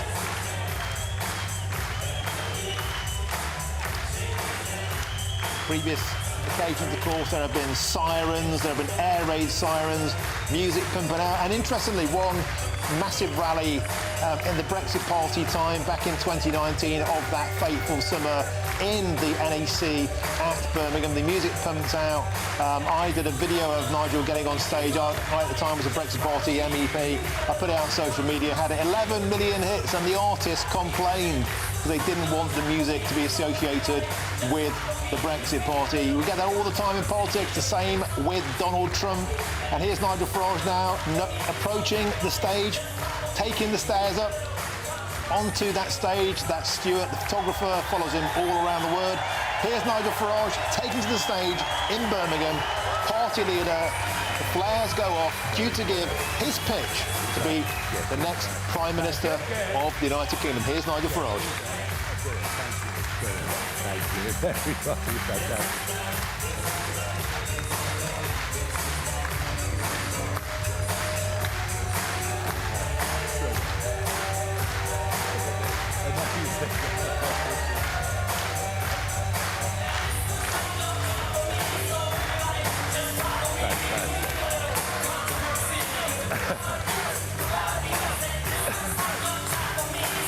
It's amazing. Thank you.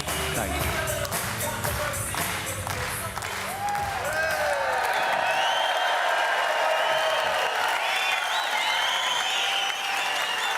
Wow. Now just give me a second. Just give me a second.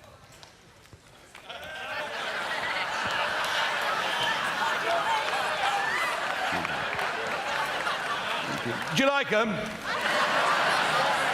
Very expensive. But guess what? I bought them myself. How about that?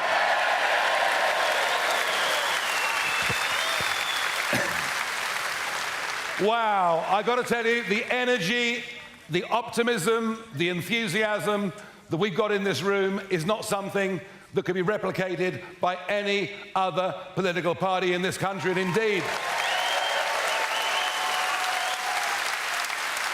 I wonder whether there's ever been a party conference in this country with this level of energy and fun.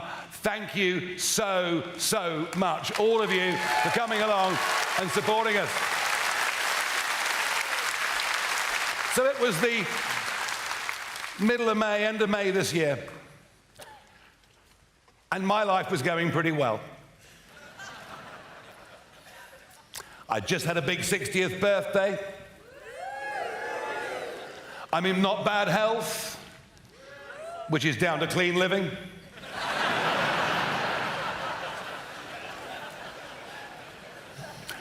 Great job 4 nights a week at GBNews, which I was loving.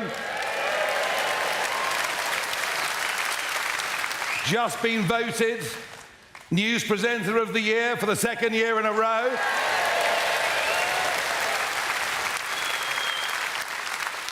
And I had not 1, but 2 grandchildren on the way. The first of whom, I'm delighted to say, was born on June the 23rd, Brexit Day. How about that? So I was doing well, making money, no pressure, no stress, no abuse from the press. Life couldn't have been better. And then Rishi Sunak calls a snap general election. And I think to myself, given the short time period, is there anything I can do? And actually, would I want to do it? Would I want to give up a really comfortable, easy life and one that involved weekends off? Would I want to give it up? And would it be possible in such a short time frame? Well, I thought to myself, we've just had 14 years of Conservative government. And the last few years, since Boris won in 2019, has been one of a complete breach of trust with the British public on a truly historic scale. And I felt I was upset about it for the damage it does to democracy, but also Upset about it because, don't forget, I stood aside in that 2019 general election because we wanted to get Brexit over the line after all those years of agony and struggle. And I thought, well, we have left, but have we taken back control of our borders? No. Have we given our 5.5 to 6 million men and women running their own businesses? Have we deregulated and made their lives easier and better? No. In fact, at almost every level, we've been betrayed. And then I thought about what was happening on our streets. The rise of knife crime, the rise of gun crime, the fear of people even in the smartest parts of London to go out for a drink or dinner and for a man to wear a watch or a woman to wear jewellery. I thought about what mass uncontrolled immigration on a scale the likes of which we'd never seen had done to divide our communities. I looked at the fact that, frankly, without massive public borrowing, there would have been no growth in our economy for year after year after year. An NHS in which you can't get a GP appointment, roads that are clogged beyond comprehension, and frankly, I thought to myself, Britain is broken. And then I couldn't help it. Well, if Britain is broken, then logically, Britain needs reform.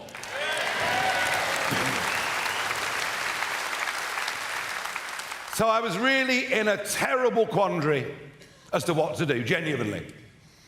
And then I went down to Dover for a day. I went and joined Richard up in Skegness, Lee, in his constituency of Ashfield. And I began to have people in the street walking up to me, speaking to me as if almost I was letting them down by not giving up my lovely life. Anyway, in the end, I thought, whatever obstacles, the fact we've only got a few weeks, the fact that 40% of the population don't yet know who reform even is, I thought despite all of that, actually, there are two achievable goals in those 4 weeks and 3 days. The first clear, achievable goal was to get millions of votes, and the second, knowing as I do from bitter experience how difficult the first past the post system is, but I believe that we could establish a beachhead in Parliament by getting a few people elected. And I'm proud to say that in the early hours of the 5th of July, both of those objectives were realised.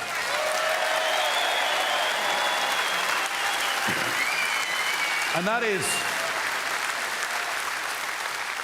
and all that is, it's just the first big step on what I now believe, if you're with me, if you support me, if you're prepared to help me, well, then it will become the first big step on what I believe can be a truly astonishing, historic journey that can do something to do our country good, to honour those that have gone before us, and to give our children and grandchildren a better future. It's the first step.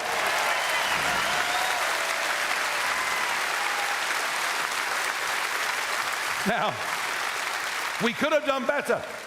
We could have done better, but at that stage of the game, and this is absolutely not knocking Richard and what he did to keep this thing alive for all those years, we weren't big enough.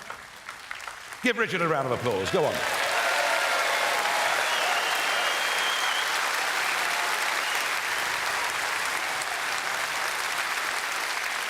We just, at that stage of our development, we weren't big enough, wealthy enough, professional enough to vet general election candidates properly. And we were let down. That amateurism let us down. We could have won a lot more votes, and there are lessons that we need to learn from that. So as I stood after the count in Clacton in those early hours of July the 5th, I said that, yes, of course, I would represent the constituents in Parliament, but I had a job, and my job was to professionalise and democratise Reform UK. That was a solemn promise and pledge that I made to you, the members. On professionalisation, we've made some changes. Richard is now my deputy leader, who also sits in Parliament and subs for me as leader when I am not there. And that was a good, solid, sound appointment. I know you all agree. And then somebody of exceptional talent, who I'd met over a decade ago, reappeared during the campaign on the scene. He's a young man in his late 30s, who's done rather well in life, who is really rather patriotic, who just gave a brilliant speech to this conference, and I really think having Zia as our chairman has already made a massive difference to our level of professionalisation.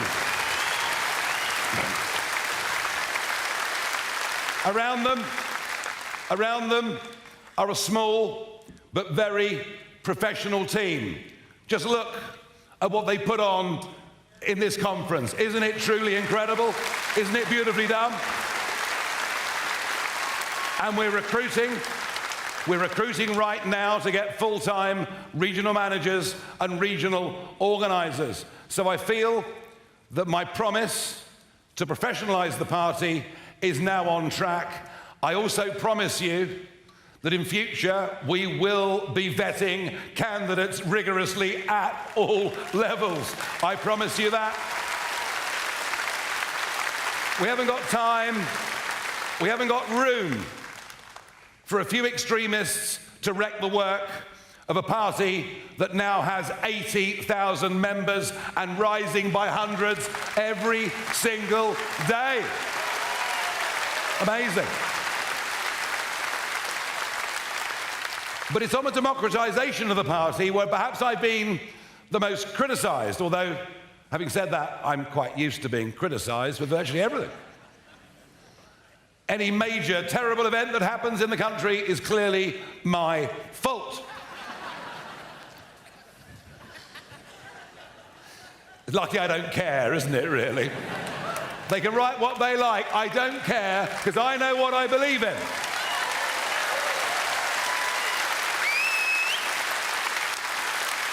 Now, I set this up as a limited company guaranteed by shares, and I owned 60% of the shares.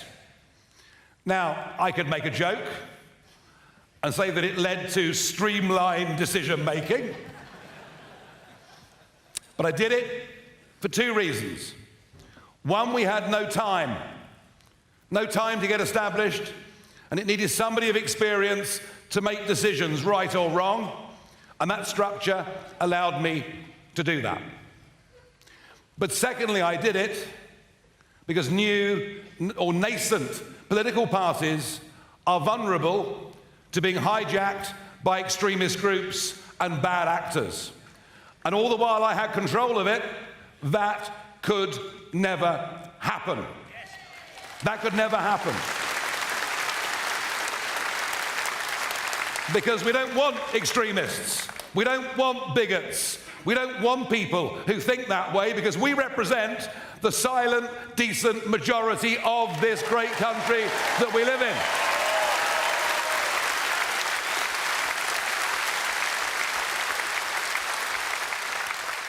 But the time has come. The infant that Reform UK has been growing up. We had the teenage tantrums, which were those that caused us harm in the general election. But we're now at a different point. The party is an adult. And this weekend is when Reform UK comes of age. We come of age, and so I've got to make, and I want to make, the necessary adjustments. There will be before you tomorrow, well, you've had it already on email, there'll be a vote tomorrow morning on a constitution for the party. We changed the structure of the party. No longer will it be a company guaranteed by shares, but a company limited by guarantee. It'll be a non-profit making organisation, and I will not be the shareholder. In fact, do you know who's going to be the shareholder of Reform UK? You, the members, will own this party. You will own this party, not me.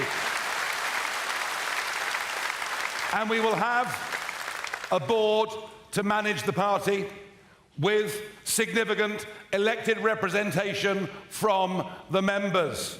And that board will be there to safeguard how we're operating, to prevent entryism. We wouldn't want a Corbyn-style takeover, would we, of our party as Labour suffered a few years ago. But the real story of this conference and of the plan for the future is not the share structure. It's not the management board. It's this. We have already set up, and we are in process of setting up right now across the country, and bear in mind we've done this in 2 months, 266 constituency associations. That is an incredibly fast move. But we need those branch associations in literally every constituency in the land. I went up in the campaign to Sunderland to do a public event. It was organised at 48 hours' notice, and 1,000 people arrived. It was incredible. And we were there in Sunderland, where they don't generally like people from Newcastle. But we had Sir John Hall, who was there, who's here with us today. Welcome, Sir John. It's lovely to see you. And really good to see you. And John said to me, and he's getting on a bit, but he's done a few things in life, and he's rather bright. He said to me, the problem is these 1,000 people, you remember, they'll all go home and not know anybody else. And it's really what Ant Middleton was talking about this morning. It's about building teams. It's about having unity. And it's through the branches that we get these structures. It's through the branches that we raise money. It is through the branches that we find the necessary candidates to fight elections. It is through the branches that we actually become part of the local community, not just a national political party. And there is a template for this. Now, I never thought I'd say this, but we have to model ourselves on the Liberal Democrats. Now, that doesn't mean that you'll see me cascading down waterfalls. And I won't behave in a way that I think is particularly stupid, even if others think I do. Now, the Liberal Democrats build branches. The Liberal Democrats win seats at district, county, and unitary level. The Liberal Democrats build on that strength. The Liberal Democrats put literature and leaflets through doors repeatedly in their target areas. And despite the fact they haven't got any policies at all, in fact, the whole thing's really rather vacuous, isn't it? But they managed, with a vote much lower than ours, to win 72 seats in Parliament. So not only am I giving you the shares of the party, I'm actually giving you the responsibility for making this a success. Whatever we do,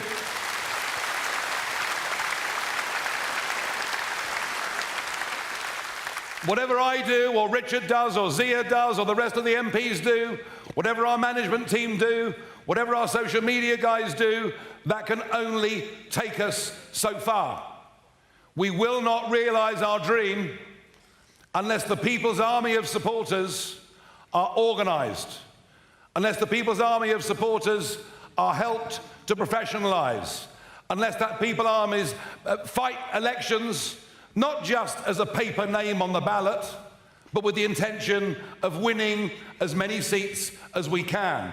This party will succeed or fail in its historic mission, according to what you 4,000 good folk are able to do and to impart over the course of the next few years.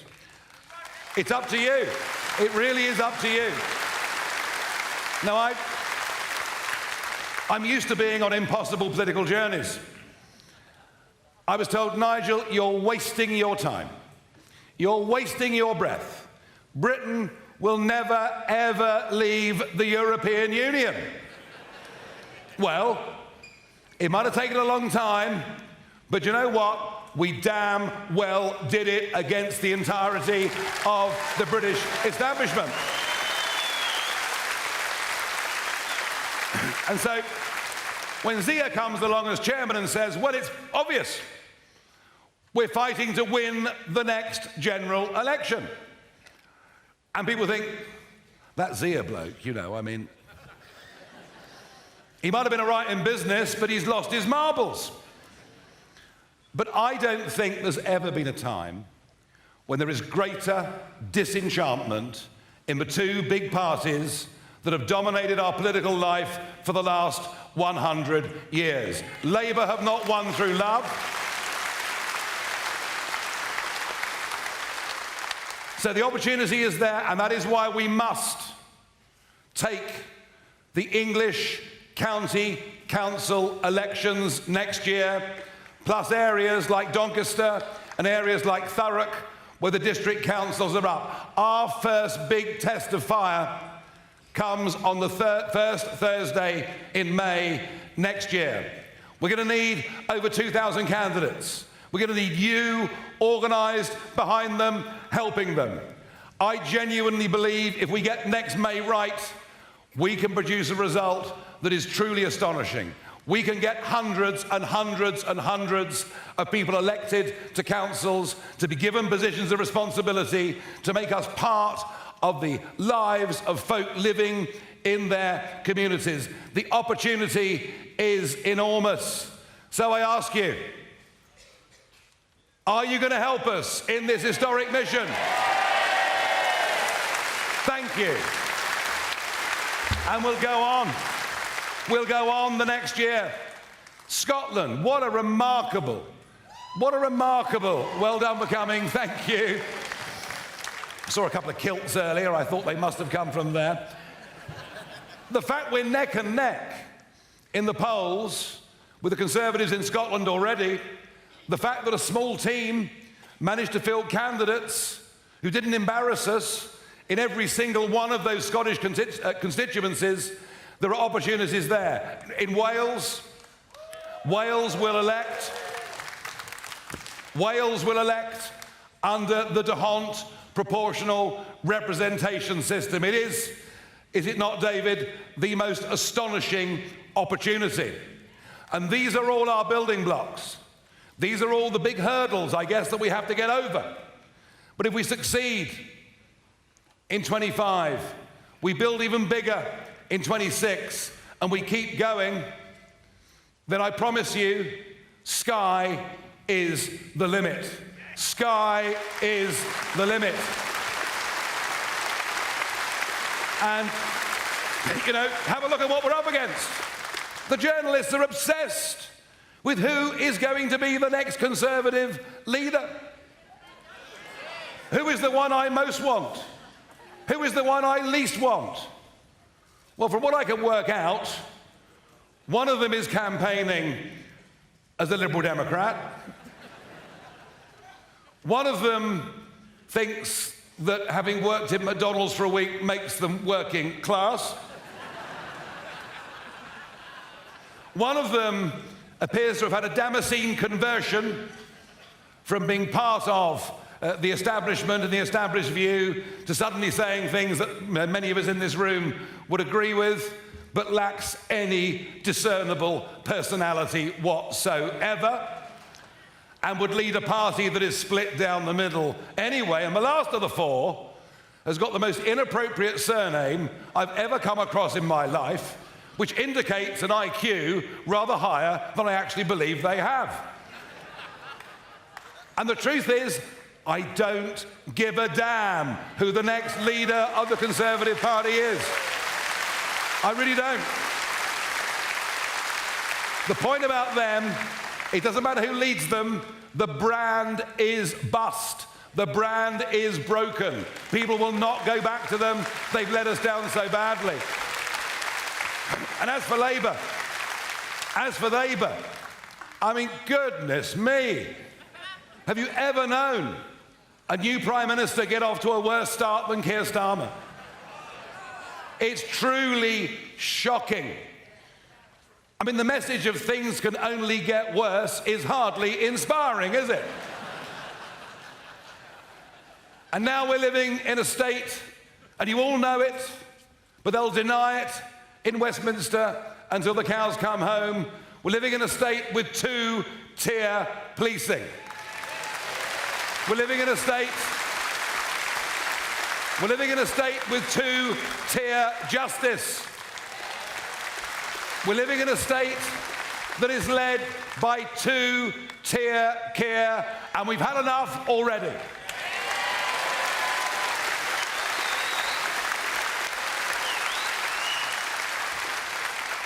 One in four of those that voted Labour in the general election on July the 4th, 1 in 4 already say they are considering, they are inclined to vote for Reform UK.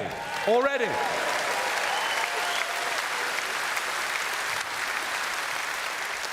We do not need to change the mind of a single person living in this country, because the silent majority is already with us on the key issues that we care about. We can win the next general election just with the numbers of people that agree with our principles, that agree that family, that agree that community, that agree that country should be the things that absolutely that everybody in British public life campaigns for, because they are the most important things to all of us that live here.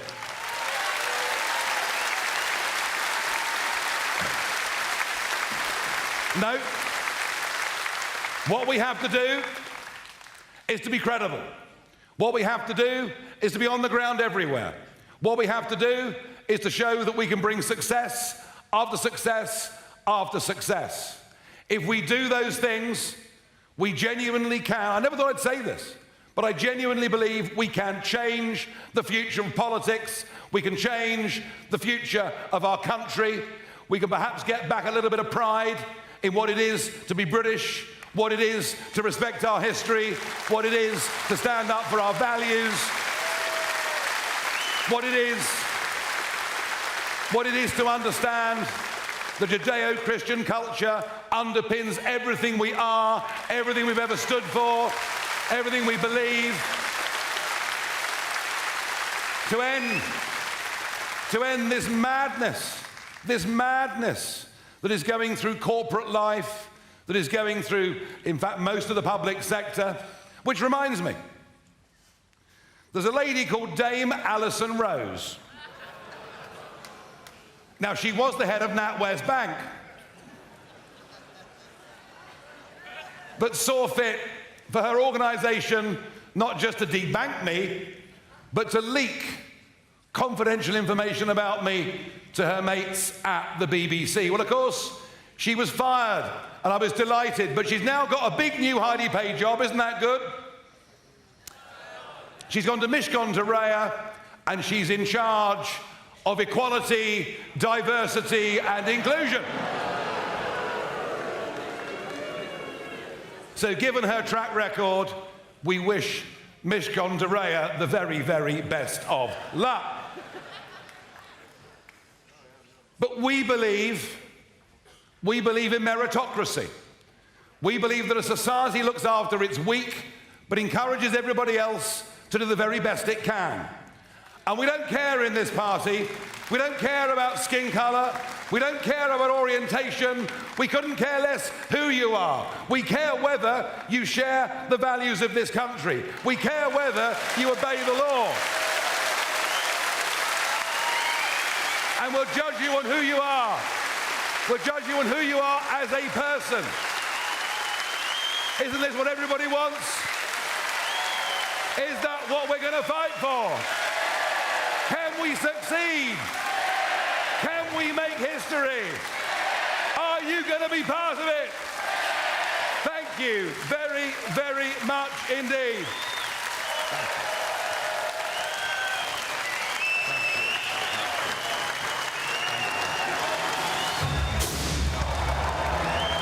That was the headline speech there from Nigel Farage in Birmingham. You can see a sold-out venue. He said 4,000 people there.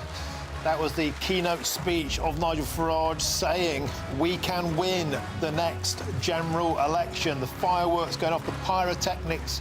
Got to bring the razzmatazz back there, the old Brexit party days of yore. Just to go through some of the top lines from that speech.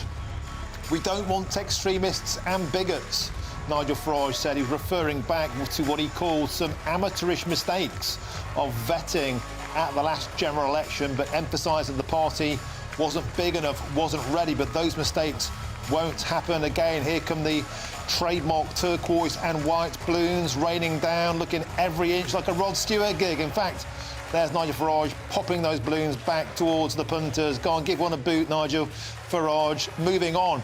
He said about the constituency of the party will be voted on tomorrow, the Constitution, and it will give members, you the members, the right to own this party, not me. He talked about how he started the party quickly and in a nimble way to make it immune to hostile takeovers. He said a hijack by bad actors. So the party was a limited company for that reason. And he said the party has now grown up. It is no longer a toddler. The party needs to develop, and you, the members, will own the party, not me.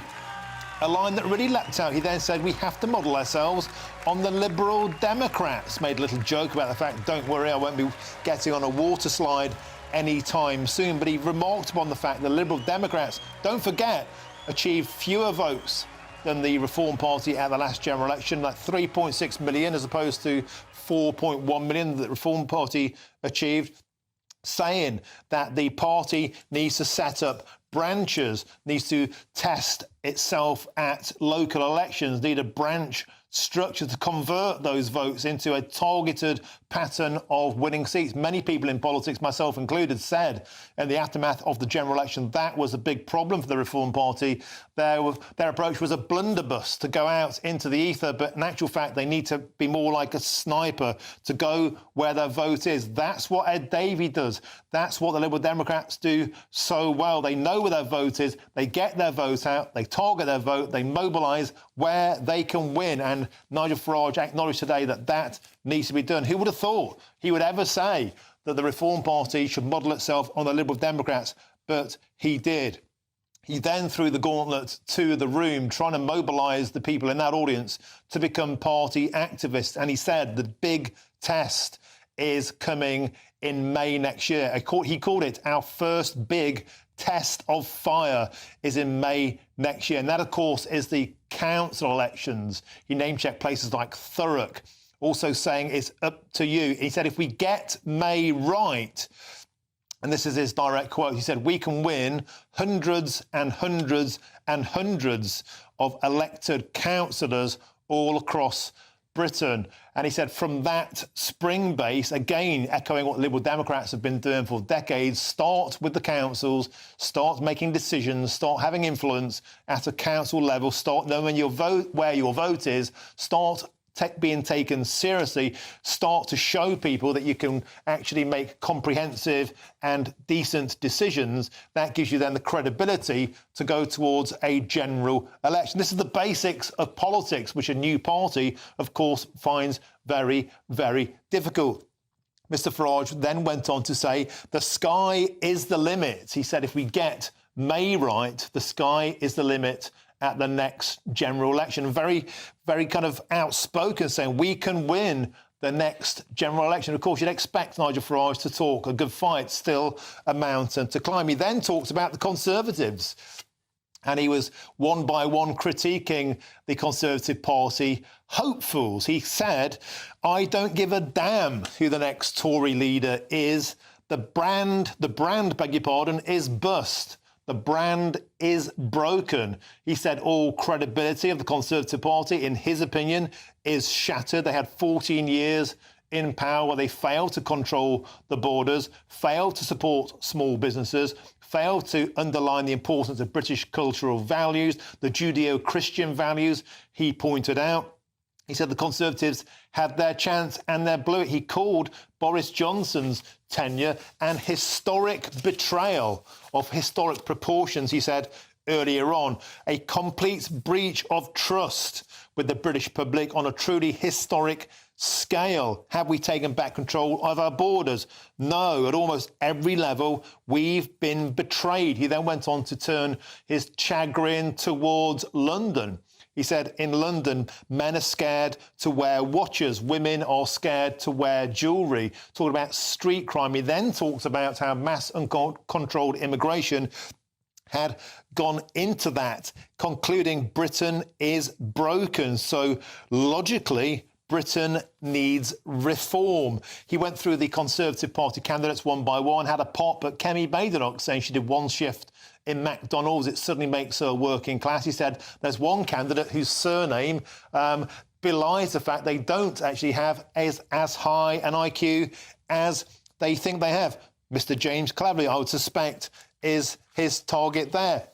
He then went on to talk about the Labour Party reserving special venom for the first few weeks and 2 months, in fact, of Sir Keir Starmer's tenureship as Prime Minister. He called that in 2 words, truly shocking.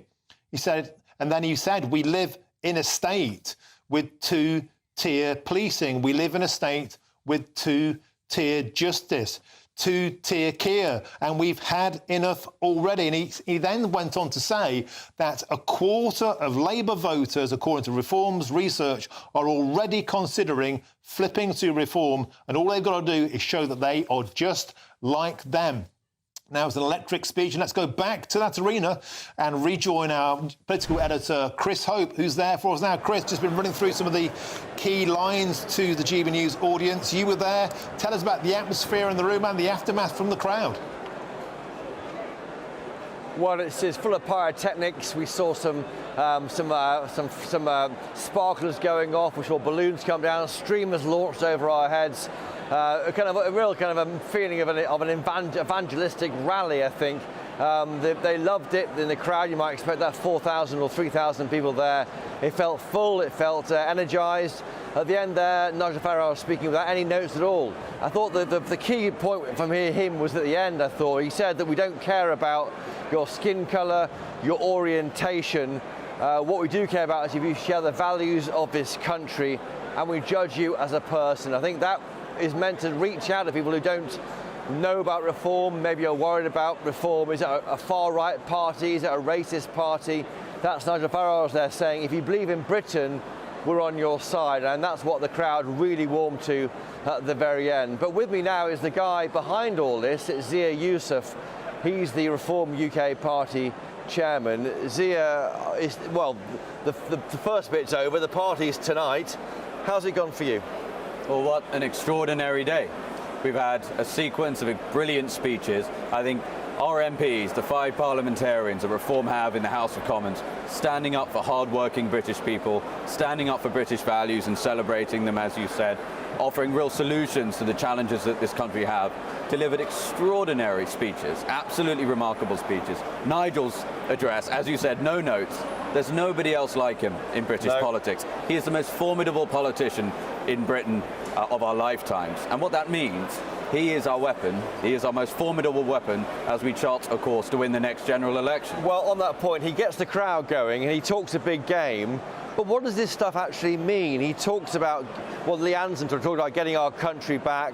If you don't believe in our values, get out the country. What values are you describing? Because as you know, we are a community in this country of loads of different values. And why is it right that one of those is right and the others are not right?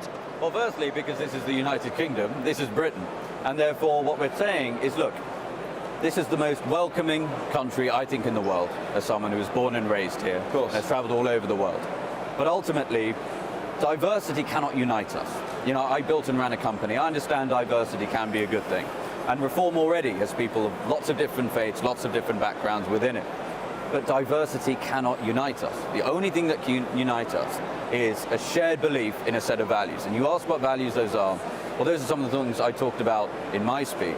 Things like equality before the law, freedom of religion, freedom of speech, the presumption of innocence, many of which are actually under assault from the man in Downing Street at the moment, which is why it's so important that we keep up the momentum that we've seen here today. Now, your members are voting tomorrow on this new constitution. You were last on GB News with me in August talking about it. That is going to give the support, the power back, or in fact, to members from Nigel Farage. Your critics, though, Ben Habib being one, former deputy leader, he says that actually the board can overrule what members want. So really, it's a Potemkin policy. It's no real power to members at all. What tomorrow is about, in terms of what we're presenting to our members, actually makes us the most democratic political party of any of the major parties in the United Kingdom. So number one, Nigel Farage, as he said, current structure of the party, he's a majority shareholder.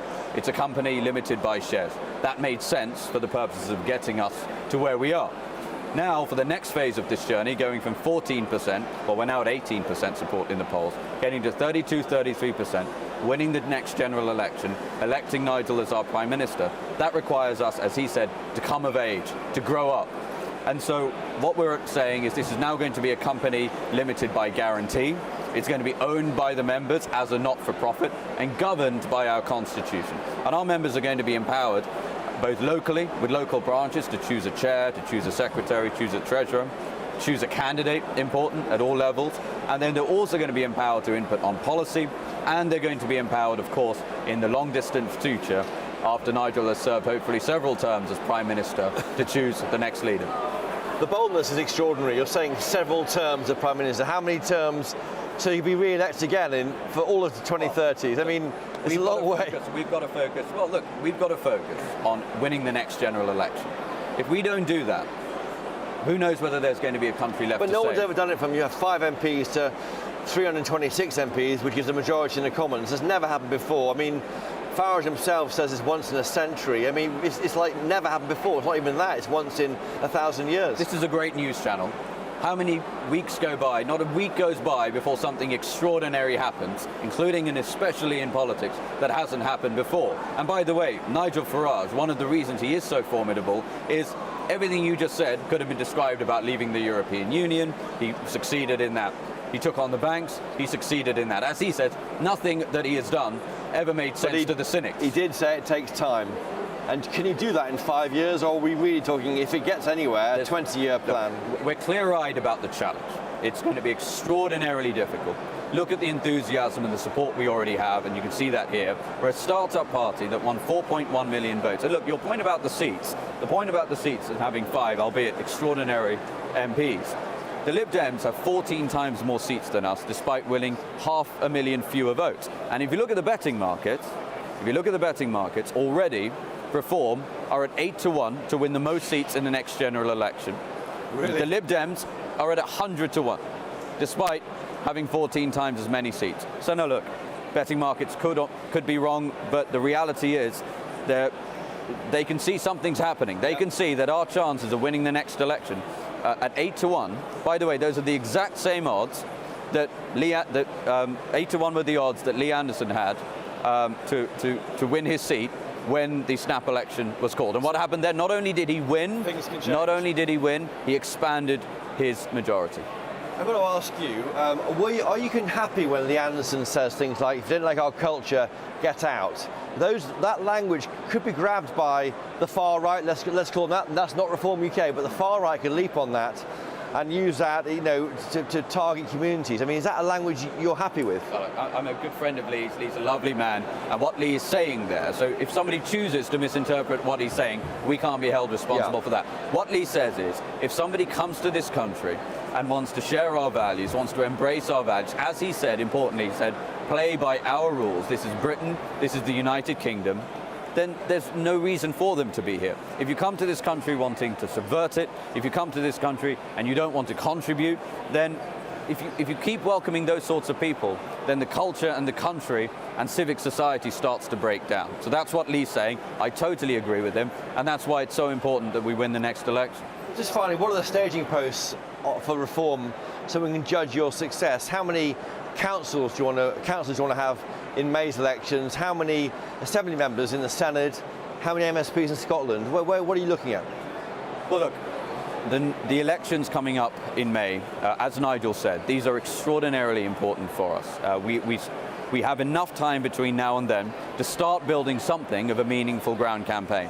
I made the commitment on stage a few hours ago to say by the next general election campaign, Reform UK will have the most formidable ground campaign in the country. We won't yet have that by May, but we will have massive progress versus what we had in the general election.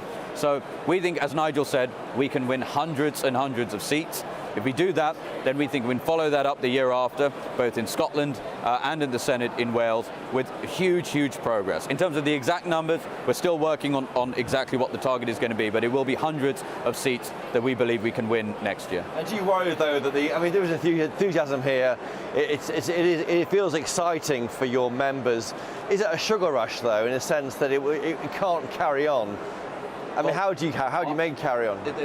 The business that I built and ran was one of the fastest growing companies in this country for several years. So I know what it takes to take a lot of enthusiasm and not that much resource and turn that from something quite small but with a lot of potential into something extraordinarily big. And I'll tell you, what I see here is on a different planet to that. So no, it's not a sugar rush, and you're going to see continued momentum for us. We've gone from 14 to 18% in the polls, and you're going to see huge progress from us in the next council elections next year. Well, Zia Youssef, thank you for joining us, and just stay there. Martin, that's Zia Youssef there, the chairman of Reform UK. Do you have a question for him?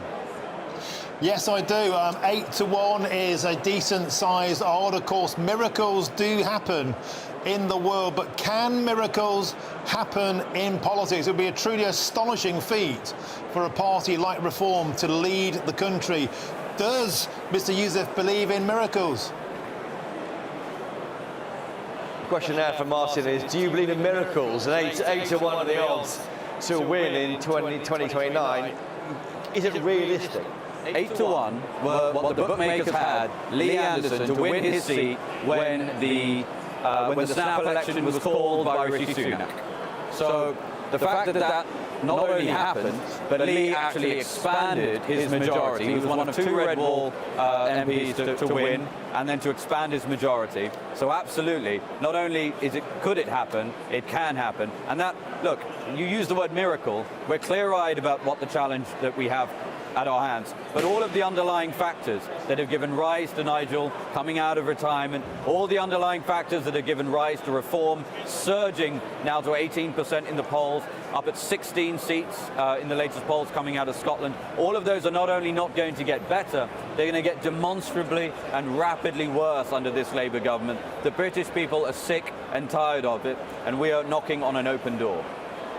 Well, Zia Youssef, chairman of Reform UK, thank you very much. Certainly believing in miracles. If you bottle that, then who knows what can happen. And thank you to Chris Hope as well. Superb stuff. Now, still to come, as 5 women moving on claim that they were raped by former Harrods owner Mohammed Al-Fayed. We'll speak to their lawyer, Gloria Allred. She'll join us in the studio. She also fought tirelessly for justice for survivors who were abused by jailed Hollywood predator Harvey Weinstein. That's coming next. I'm Martin Daubney on GB News, Britain's news channel. This Monday, the king of breakfast TV is back. That's right, Britain's favourite TV host, Eamon Holmes, returns to Britain's hottest breakfast programme. Breakfast every day from 6 a.m. only on GB News, Britain's news channel.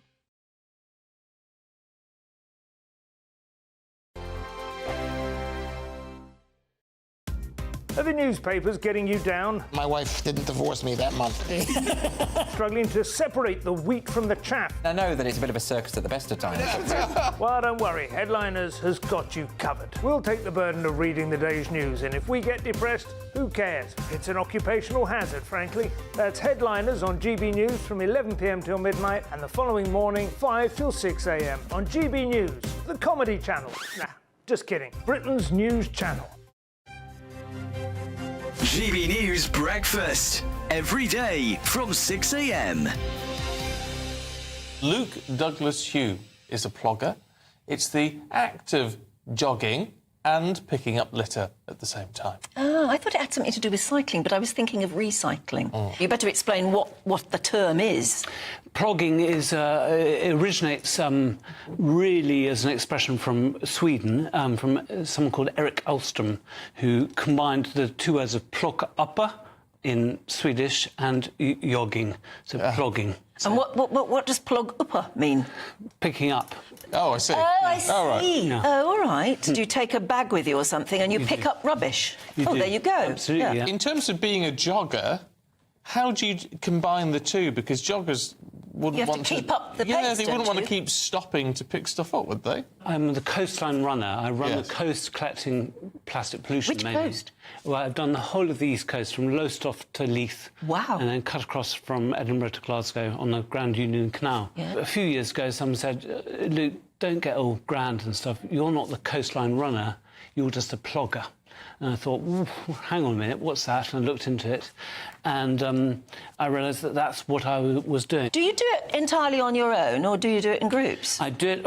I originally started on my own. I got clapped off by a mayor in Great Yarmouth, but now more and more people join me, and I. What I find interesting is that, I mean, jogging, you could say, is just something you do for yourself, for your body.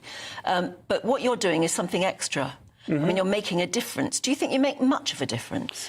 No, to be honest. Oh. I don't. I think I'm making a difference in raising awareness of not polluting our beaches so much. GB News, the People's Channel.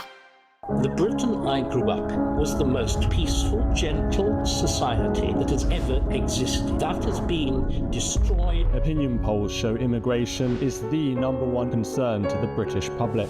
Are you proud to be British? Yeah, I'm ever so proud. My name is Stephen Edgington, and in this documentary, I want to find out how Britain became a nation of immigrants. Immigration, the truth. Available at gbnews.com.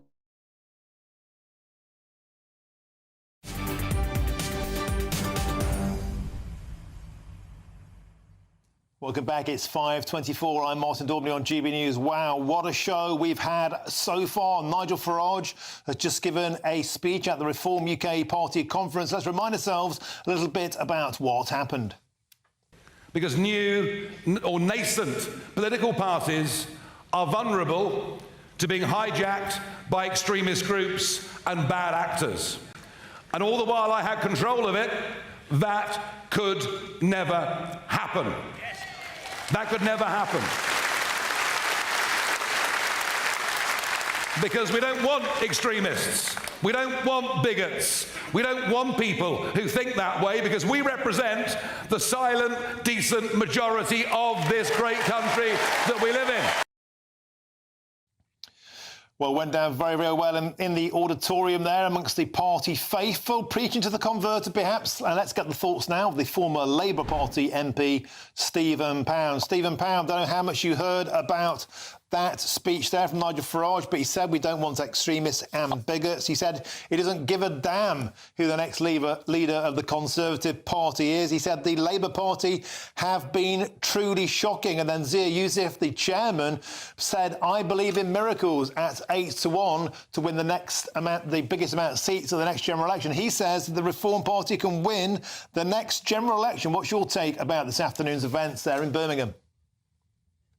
Well, I thought it was absolutely extraordinary. I mean, they did seem to be having rather a good time up there. you know, some of us are looking at the Labour Party conference with a certain element of trepidation. And, you know, God alone knows what the Tories are going to get up to. But I thought it fascinating. I thought most of the Reform UK people were old geezers, gammon-faced blokes like me, you know, slapping around moaning about, you know, how things used to be better when Dixon of Dock Green was on the beat.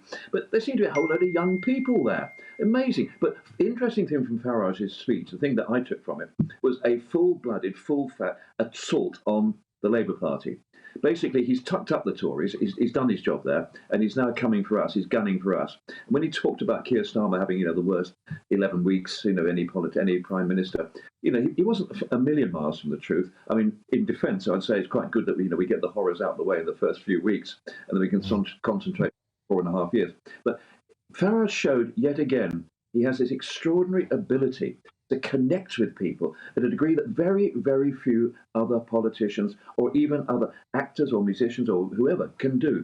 He's done it. He was freewheeling there, spinning away, having a great old time. And I think he's on a crest of a wave at the moment. The key stuff for me, apart from his attack on Labour, was the way that they're now setting up these, you know, all these offices around the country. They're setting up branches. They're employing people at, I think it's 50 grand a year. As local organisers, because politics works from the ground floor up. You can't parachute politics down. You have to have your local parish councillors, your local councillors, your local county councillors, and that leads on to your city mayors, your MPs, and it builds up from there. You've got to build from the base up. And I see, and you know, Stephen Pound, Nigel Farage is building for the base. Sorry. Stephen Pound, what was fascinating there as well, another line that leapt out was that we can learn a lot from the Liberal Democrats. And as you're intimating there, he was saying we need to build the local branches, we need to get councillors elected, we need to show we're competent, we need to run at a local level before we can springboard to the next level. And of course, he's absolutely right to point out that's 4.1 million votes, only precipitated 5 MPs versus 3.6 million for the Liberal Democrats, 72 MPs. So a lot of tough lessons learned at the previous election. The big question now, you said already, is there a pitch to Labour Party voters? Well, Nigel Farage was saying that their own evidence suggests that a quarter of Labour voters are already thinking of flipping to Reform without them having to do anything, because Sir Keir Starmer has been truly shocking, and the values that Reform, he said, the common sense, everyday values, get the bigots out, could already appeal. Could the Nigel Farage party of Reform become a serious headache for the Labour Party like it did in the Red Wall during the Brexit referendum? Could the Red Wall become a turquoise wall? Nicely put. Look, I think the problem we've got here is that he's in danger, for once, of falling into the same trap as the Liberal Democrats. And when you start talking about springboarding politicians, as soon as I think of that, I think of, you know, Ed Davey leaping off a springboard and cartwheels through the air, even bigger so-and-so than he's already looked, which, to be fair, it did actually work. But the Liberal Democrats have a thing called donutting, and donutting is not what, you know, Boris breakfast. It's where you actually get a councillor, and then you get the councillors around that councillor, and it builds on and on from there. As for whether he can be a threat to the Labour Party, of course he can. He can be a major threat. But the problem is, a lot of people who vote Liberal Democrat don't vote Liberal Democrat because they believe in liberal democracy. They vote it because the Liberal Democrats are a dustbin. They're a place where you can park your votes. You know, if you don't, you're not quite ready for Labour, you're not quite ready for the Tories, you can go there in the middle. I don't think Reform is in that same... I don't think Reform... OK. Thanks, Stephen Pound. We have to leave it there. Excellent, as ever. Thank you very much. Now, in a short while, I'm about to be joined by the lawyer for some of the alleged Mohammed Al-Fayed victims. I'm joining the studio. That's Gloria Allred, an astonishing person. But first, here's your headlines. Mark White.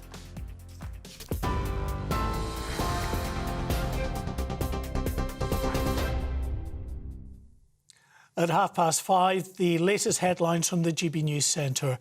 And some breaking news first. The Prime Minister will no longer accept donations for clothing after the row over gifts.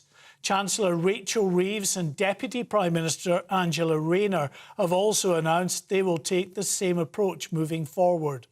The move follows the revelation that Sir Keir had received more than £100,000 in gifts, including £16,000 for clothing and £2,500 for spectacles. Reform UK leader Nigel Farage has said he will not let a few extremists ruin the work of the party's 80,000 members. Mr Farage received a standing ovation as he took to the stage at Reform's annual conference in Birmingham. He admitted that amateurism had impacted the party at the last election, but Reform had now come of age, he said, and was on a clear path to becoming a more professional political party. Because new or nascent political parties are vulnerable to being hijacked by extremist groups and bad actors. And all the while I had control of it, that could never happen. That could never happen. Because we don't want extremists. We don't want bigots. We don't want people who think that way, because we represent the silent, decent majority of this great country that we live in. The Hezbollah terror group has suffered another major blow after one of its most senior commanders was killed in an Israeli airstrike. Ibrahim Akil is reported to have died when warplanes struck the building he was in earlier today in the Lebanese capital, Beirut. Security sources said he was killed alongside members of Hezbollah's elite Radwan unit as they were holding a meeting. Throughout the day, more than 140 rockets were fired by Hezbollah fighters into northern Israel. The barrage started a number of fires when some rockets landed in open areas of the Israeli countryside. 4 members of staff at a Welsh prison have been arrested on suspicion of assault and misconduct in public office.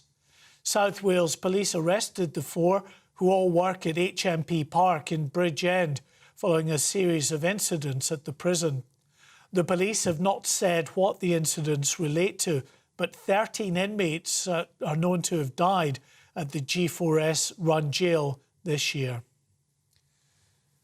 You're right up to date. Those are the latest headlines. We'll be back a little later. For the very latest GB News direct to your smartphone, sign up to News Alerts by scanning the QR code or go to gbnews.com/alerts.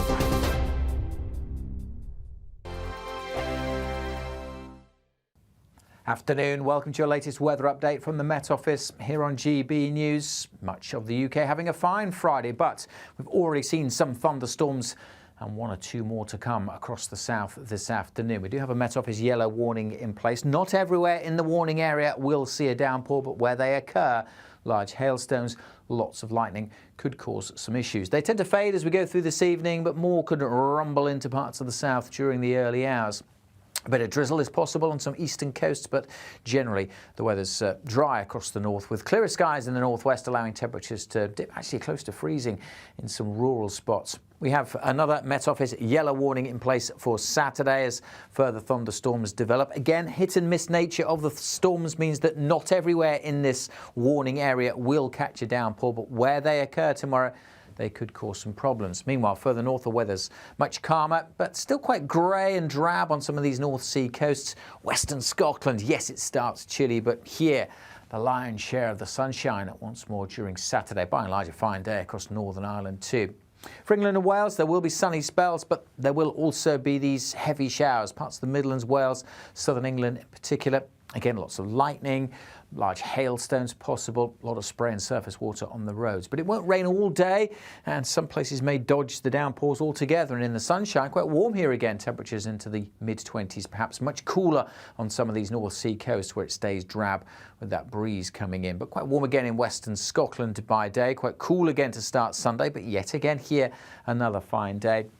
Again, in the south, another day of watching some heavy downpours. A yellow warning for Sunday. This is for rain at this time, or persistent, and potentially again causing some flooding after the weekend's downpours. There will again be some sunshine in western Scotland, and again in the south, temperatures may squeak over 20 degrees. The latest GB News travel. Good afternoon, I'm Johnny Ratner. There are long queues heading west along the M62 through West Yorkshire from junction 24 to 23 as you head towards Huddersfield. One lane's closed past the scene of an accident.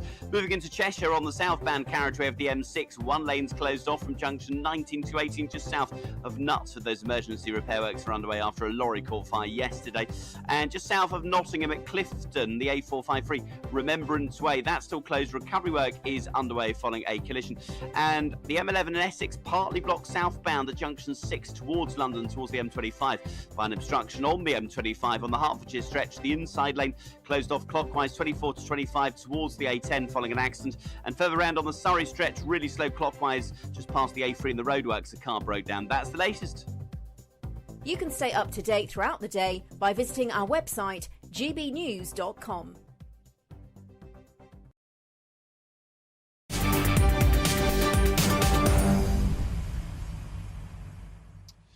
Welcome back. It's 5:36. I'm Martin Daubney on GB News.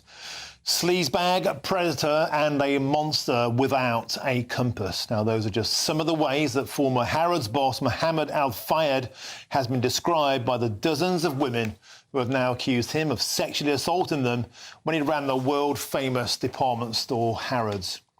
Speaking at a press conference earlier on today, the lawyers for the victims said that Harrods had enabled the abuse the women suffered and they had full culpability.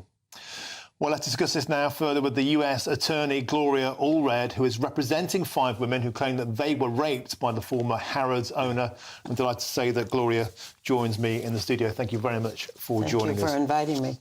You know, what's astonishing about this case is the sort of names that have been mentioned that ring very true with the British public. Jimmy Savile was mentioned, Epstein was mentioned, and of course Harvey Weinstein. And you represented survivors. I represented 20 victims of Jeffrey Epstein. Yeah. I also represented a number of victims of Harvey Weinstein, and now I represent a number of accusers of Sean Diddy Combs. Wow. And of course, I also represented a number of alleged victims of Bill Cosby. We went to trial against him. We won at the trial on our allegation that our client was 16 years old when Bill Cosby sexually abused her at the Playboy Mansion in Southern California. So we have a long history of this. We've fought. We went to trial against an employer who sexually harassed one of his employees in California, and we won in excess of $52 million for one victim. And at the time, I remember clearly you said of Harvey Weinstein, you and others like you are done, and you get results. You know, you win. We persist. We resist, we insist, and we will go to trial if there is not justice for our clients. We're looking for justice for the victims of Mohammed Al-Fayed. He's not just a monster, he's a sexual predator. He had a scheme, a plan, a design to recruit the targets that he wanted to sexually abuse. Sometimes one was just shopping with their mother in Harrods when he saw her, 14 years old, and he went up to her and offered her employment at Harrods. She actually became employed when she was 15 years old. A child. Yeah, a child. And then he sexually abused her at some point. So, and of course the system failed her because when she ultimately did report it to the police, there was no prosecution of Mohammed Al-Fayed. He did what he did to many victims. To many, he raped them or attempted to rape them. He also committed sexual battery on them. And he also committed, acts and crimes of child sexual abuse to many minors. So this is serious business. And these victims have, many of them did not come forward for many years. One, because they were traumatized. Two, because they were terrorized by Mohammed Al-Fayed, who threatened them and suggested, for example, to one victim, she'd never work in London again if she told anyone. And also he said to another, I know where your family lives, and there will be consequences if you tell anyone what I did to you. So they were looking at a man who had great power, fame, wealth, power, and they didn't know if they'd be believed if they told anyone. And of course they were in fear. But now the fear has been replaced by courage. And I'm so proud of these victims. And as I said at the press conference today, courage is contagious. And these women who've come forward, some publicly, on television and on the internet, to tell their truth.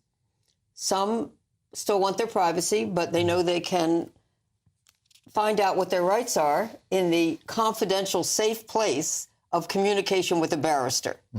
And that's confidential under the law. So many of them have done that. At the press conference, our team said that 37 had retained the barristers with whom I did the press conference this morning. And now I'm understanding that there's more than 100 who've contacted the legal team. So we don't know the ultimate number. But my sense is whatever it is today, it's going to be larger tomorrow. That's astonishing. So it's gone from 37 to over 100 in the space of a day.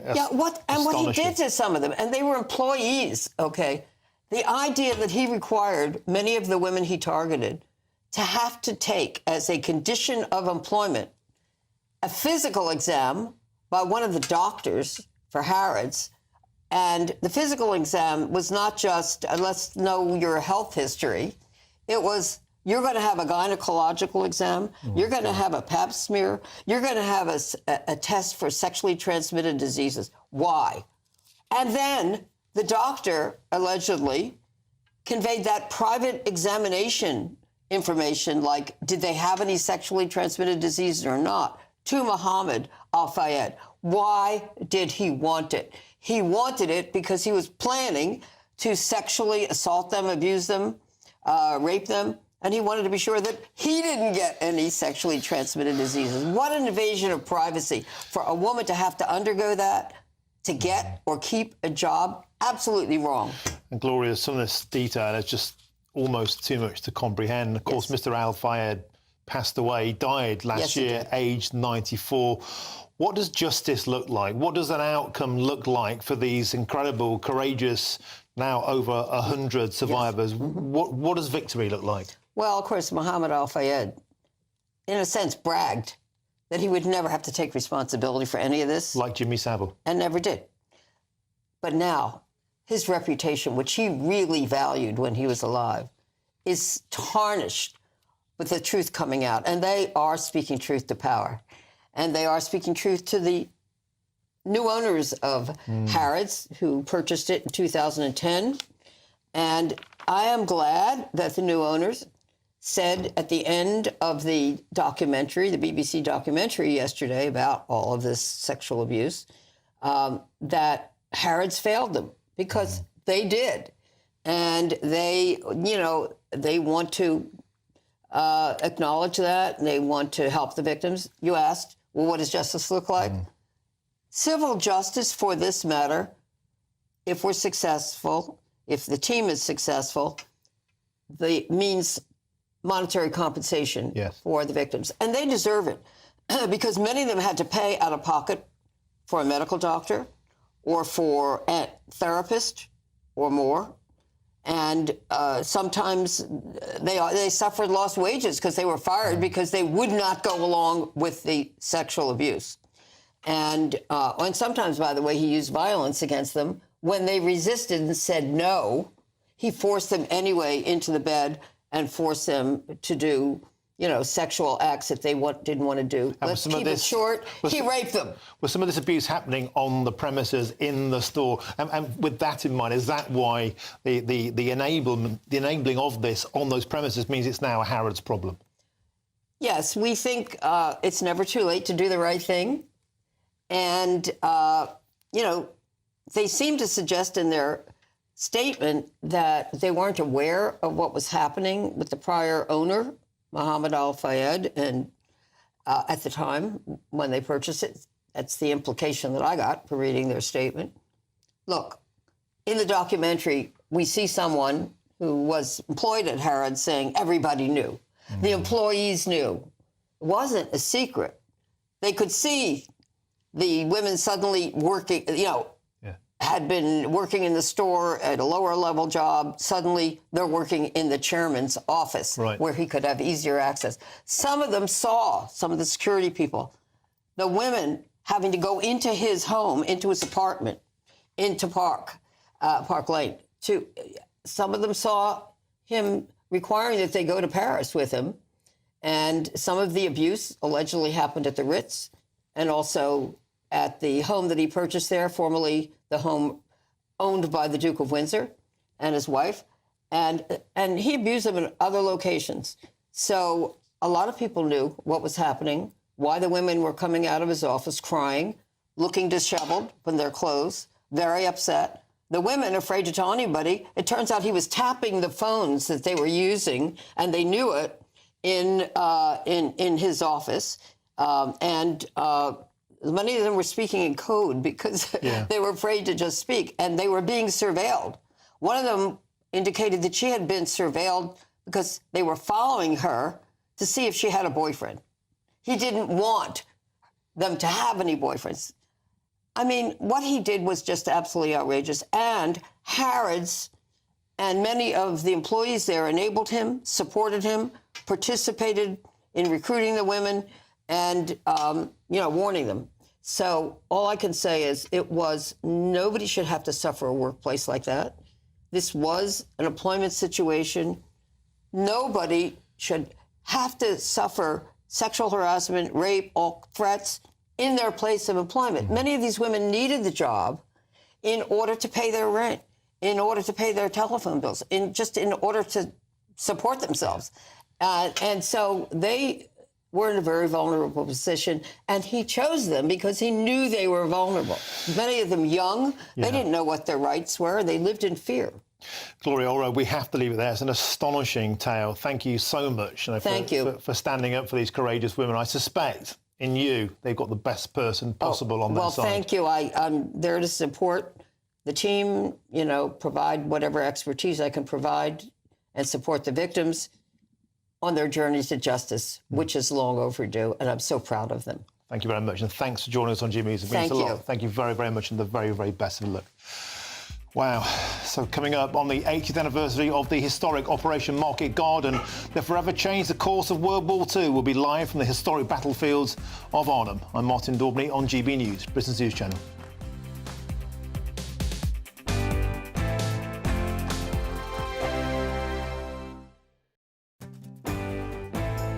I'm Andrew Pearce. This is GB News, the People's Channel, Britain's news channel.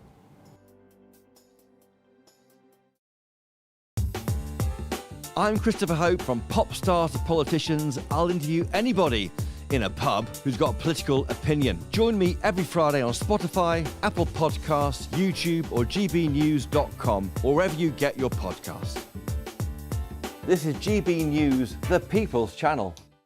Sunday with Michael Portillo from 11, only on GB News.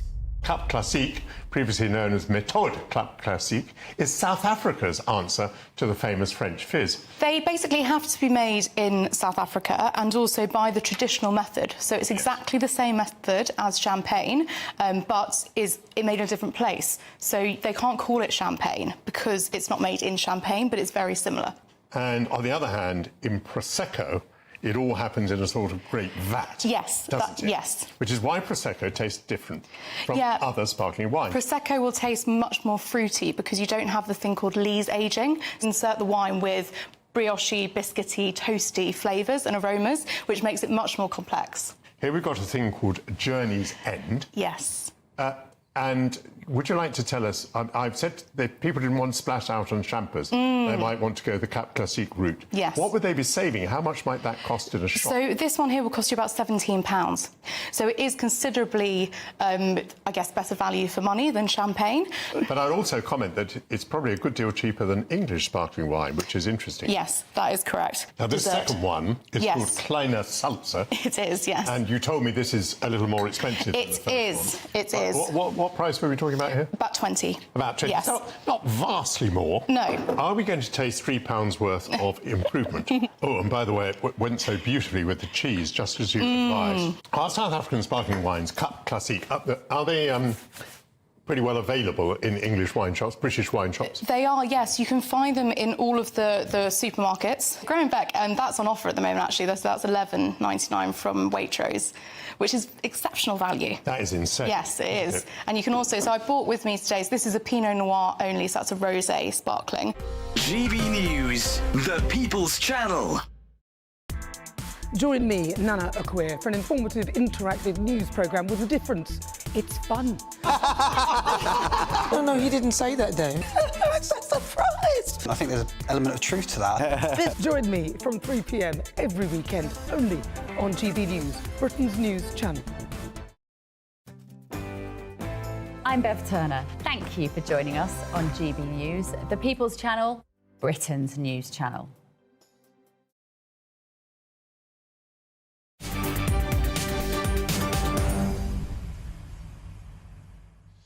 Welcome back. Now, 8 years ago this week, Operation Market Garden saw the tide of World War II turn forever. And our reporter, Charlie Peters, is live now from the Netherlands. Charlie, welcome to the show. Tell us about what an astonishing place you're there. Hello, Martin. Yes, out of ammunition, God save the King. That was the final order given by the 2nd Battalion, the Parachute Regiment, on this day 80 years ago as they were overrun defending this bridge, a bridge too far in Arnhem, on the most audacious airborne operation in British military history. Field Marshal Monty deploying his forces up into the Netherlands to secure a bridgehead into Germany from the north. It was a heroic, a daring and spirited operation, but ultimately a failure as the British forces were unable to hold this bridge in time for the 30 Corps Armoured Division to push up from Normandy. But 3 months ago, Martin, here on this channel and across the country, we celebrated D-Day and commemorated those heroes who 80 years ago started the liberation of Europe. Just think about how much you have done since the 6th of June this year. Think about elections, school holidays, trips with your family. Throughout that entire time, 80 years ago, the men who were fighting at Normandy were fighting to get here, Arnhem, in the centre of the Netherlands, fighting desperately north in their armoured divisions to reach this position to get into Germany. Well, just now we have had a march, a procession across that bridge, the bridge that was lost to the German forces, only one side held by the Parachute Regiment for 2 days, 40 hours they clung on with their small supply of ammunition and food to last a desperate and ultimately hopeless battle. But that procession, as they came through, there were associations from the Army Air Corps, the Parachute Regiment, representatives from the Polish forces and American forces as well, all represented in Operation Market Garden. Market was the air operation, Garden was the land. We'll have an airdrop tomorrow morning and commemorations and remembrance throughout the weekend. Charlie, what a magnificent way to end the show. Thank you so much for giving us that report. And yesterday we reported on how some men were buried 80 years after they've been identified by their DNA. Charlie Peters, thank you so much. And I'm very, very envious that you're there.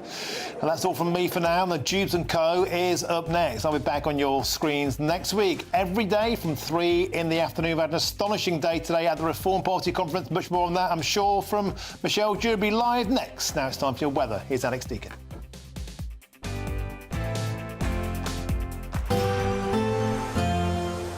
Looks like things are heating up.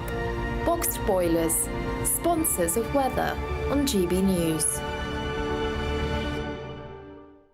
Afternoon, welcome to your latest weather update from the Met Office here on GB News. Much of the UK having a fine Friday, but we've already seen some thunderstorms and 1 or 2 more to come across the south this afternoon. We do have a Met Office yellow warning in place. Not everywhere in the warning area will see a downpour, but where they occur, large hailstones, lots of lightning could cause some issues. They tend to fade as we go through this evening, but more could rumble into parts of the south during the early hours.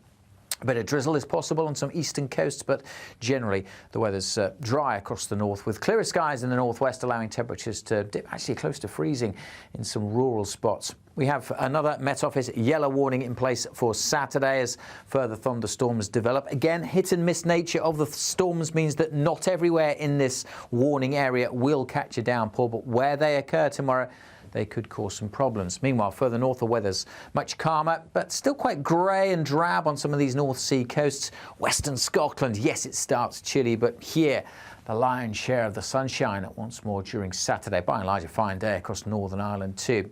For England and Wales, there will be sunny spells, but there will also be these heavy showers. Parts of the Midlands, Wales, southern England in particular. Again, lots of lightning, large hailstones possible, a lot of spray and surface water on the roads. But it won't rain all day, and some places may dodge the downpours altogether. And in the sunshine, quite warm here again, temperatures into the mid-20s, perhaps much cooler on some of these North Sea coasts where it stays drab with that breeze coming in. But quite warm again in western Scotland by day, quite cool again to start Sunday, but yet again here, another fine day. Again, in the south, another day of watching some heavy downpours. A yellow warning for Sunday. This is for rain at this time, more persistent and potentially again causing some flooding after the weekend's downpours. There will again be some sunshine in western Scotland, and again in the south, temperatures may squeak over